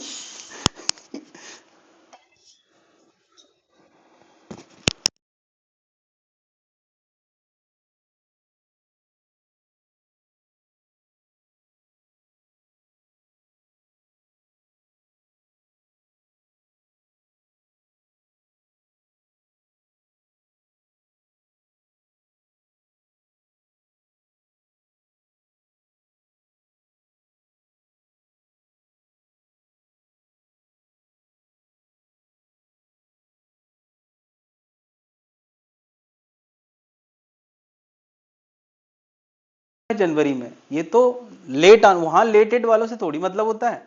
वहां ये होता है कि तुम एडमिशन लिए बैच में, वो अगर 2 महीने पहले शुरू हो चुका है, इट डजेंट मैटर, बस सिलेबस खत्म होगा, वो भी एग्जाम से 15 दिन पहले गिर पड़ा के। शुरू में बड़े आराम आराम से धीमे धीमे, इतना धीमे कि मतलब कि वी टेंड टू जीरो वाली स्पीड।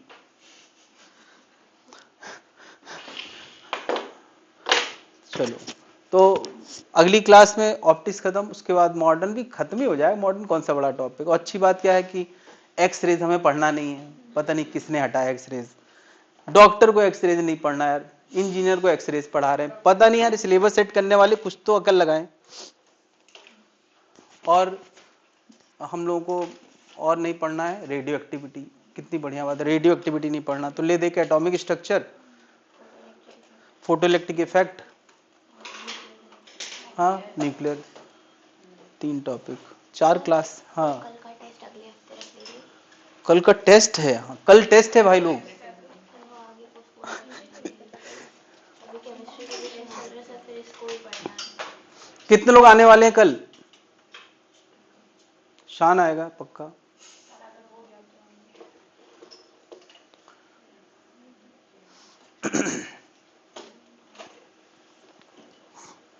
मैग्नेटिज्म अकेले अलग कर दे क्या? तो सर किसका रखेंगे?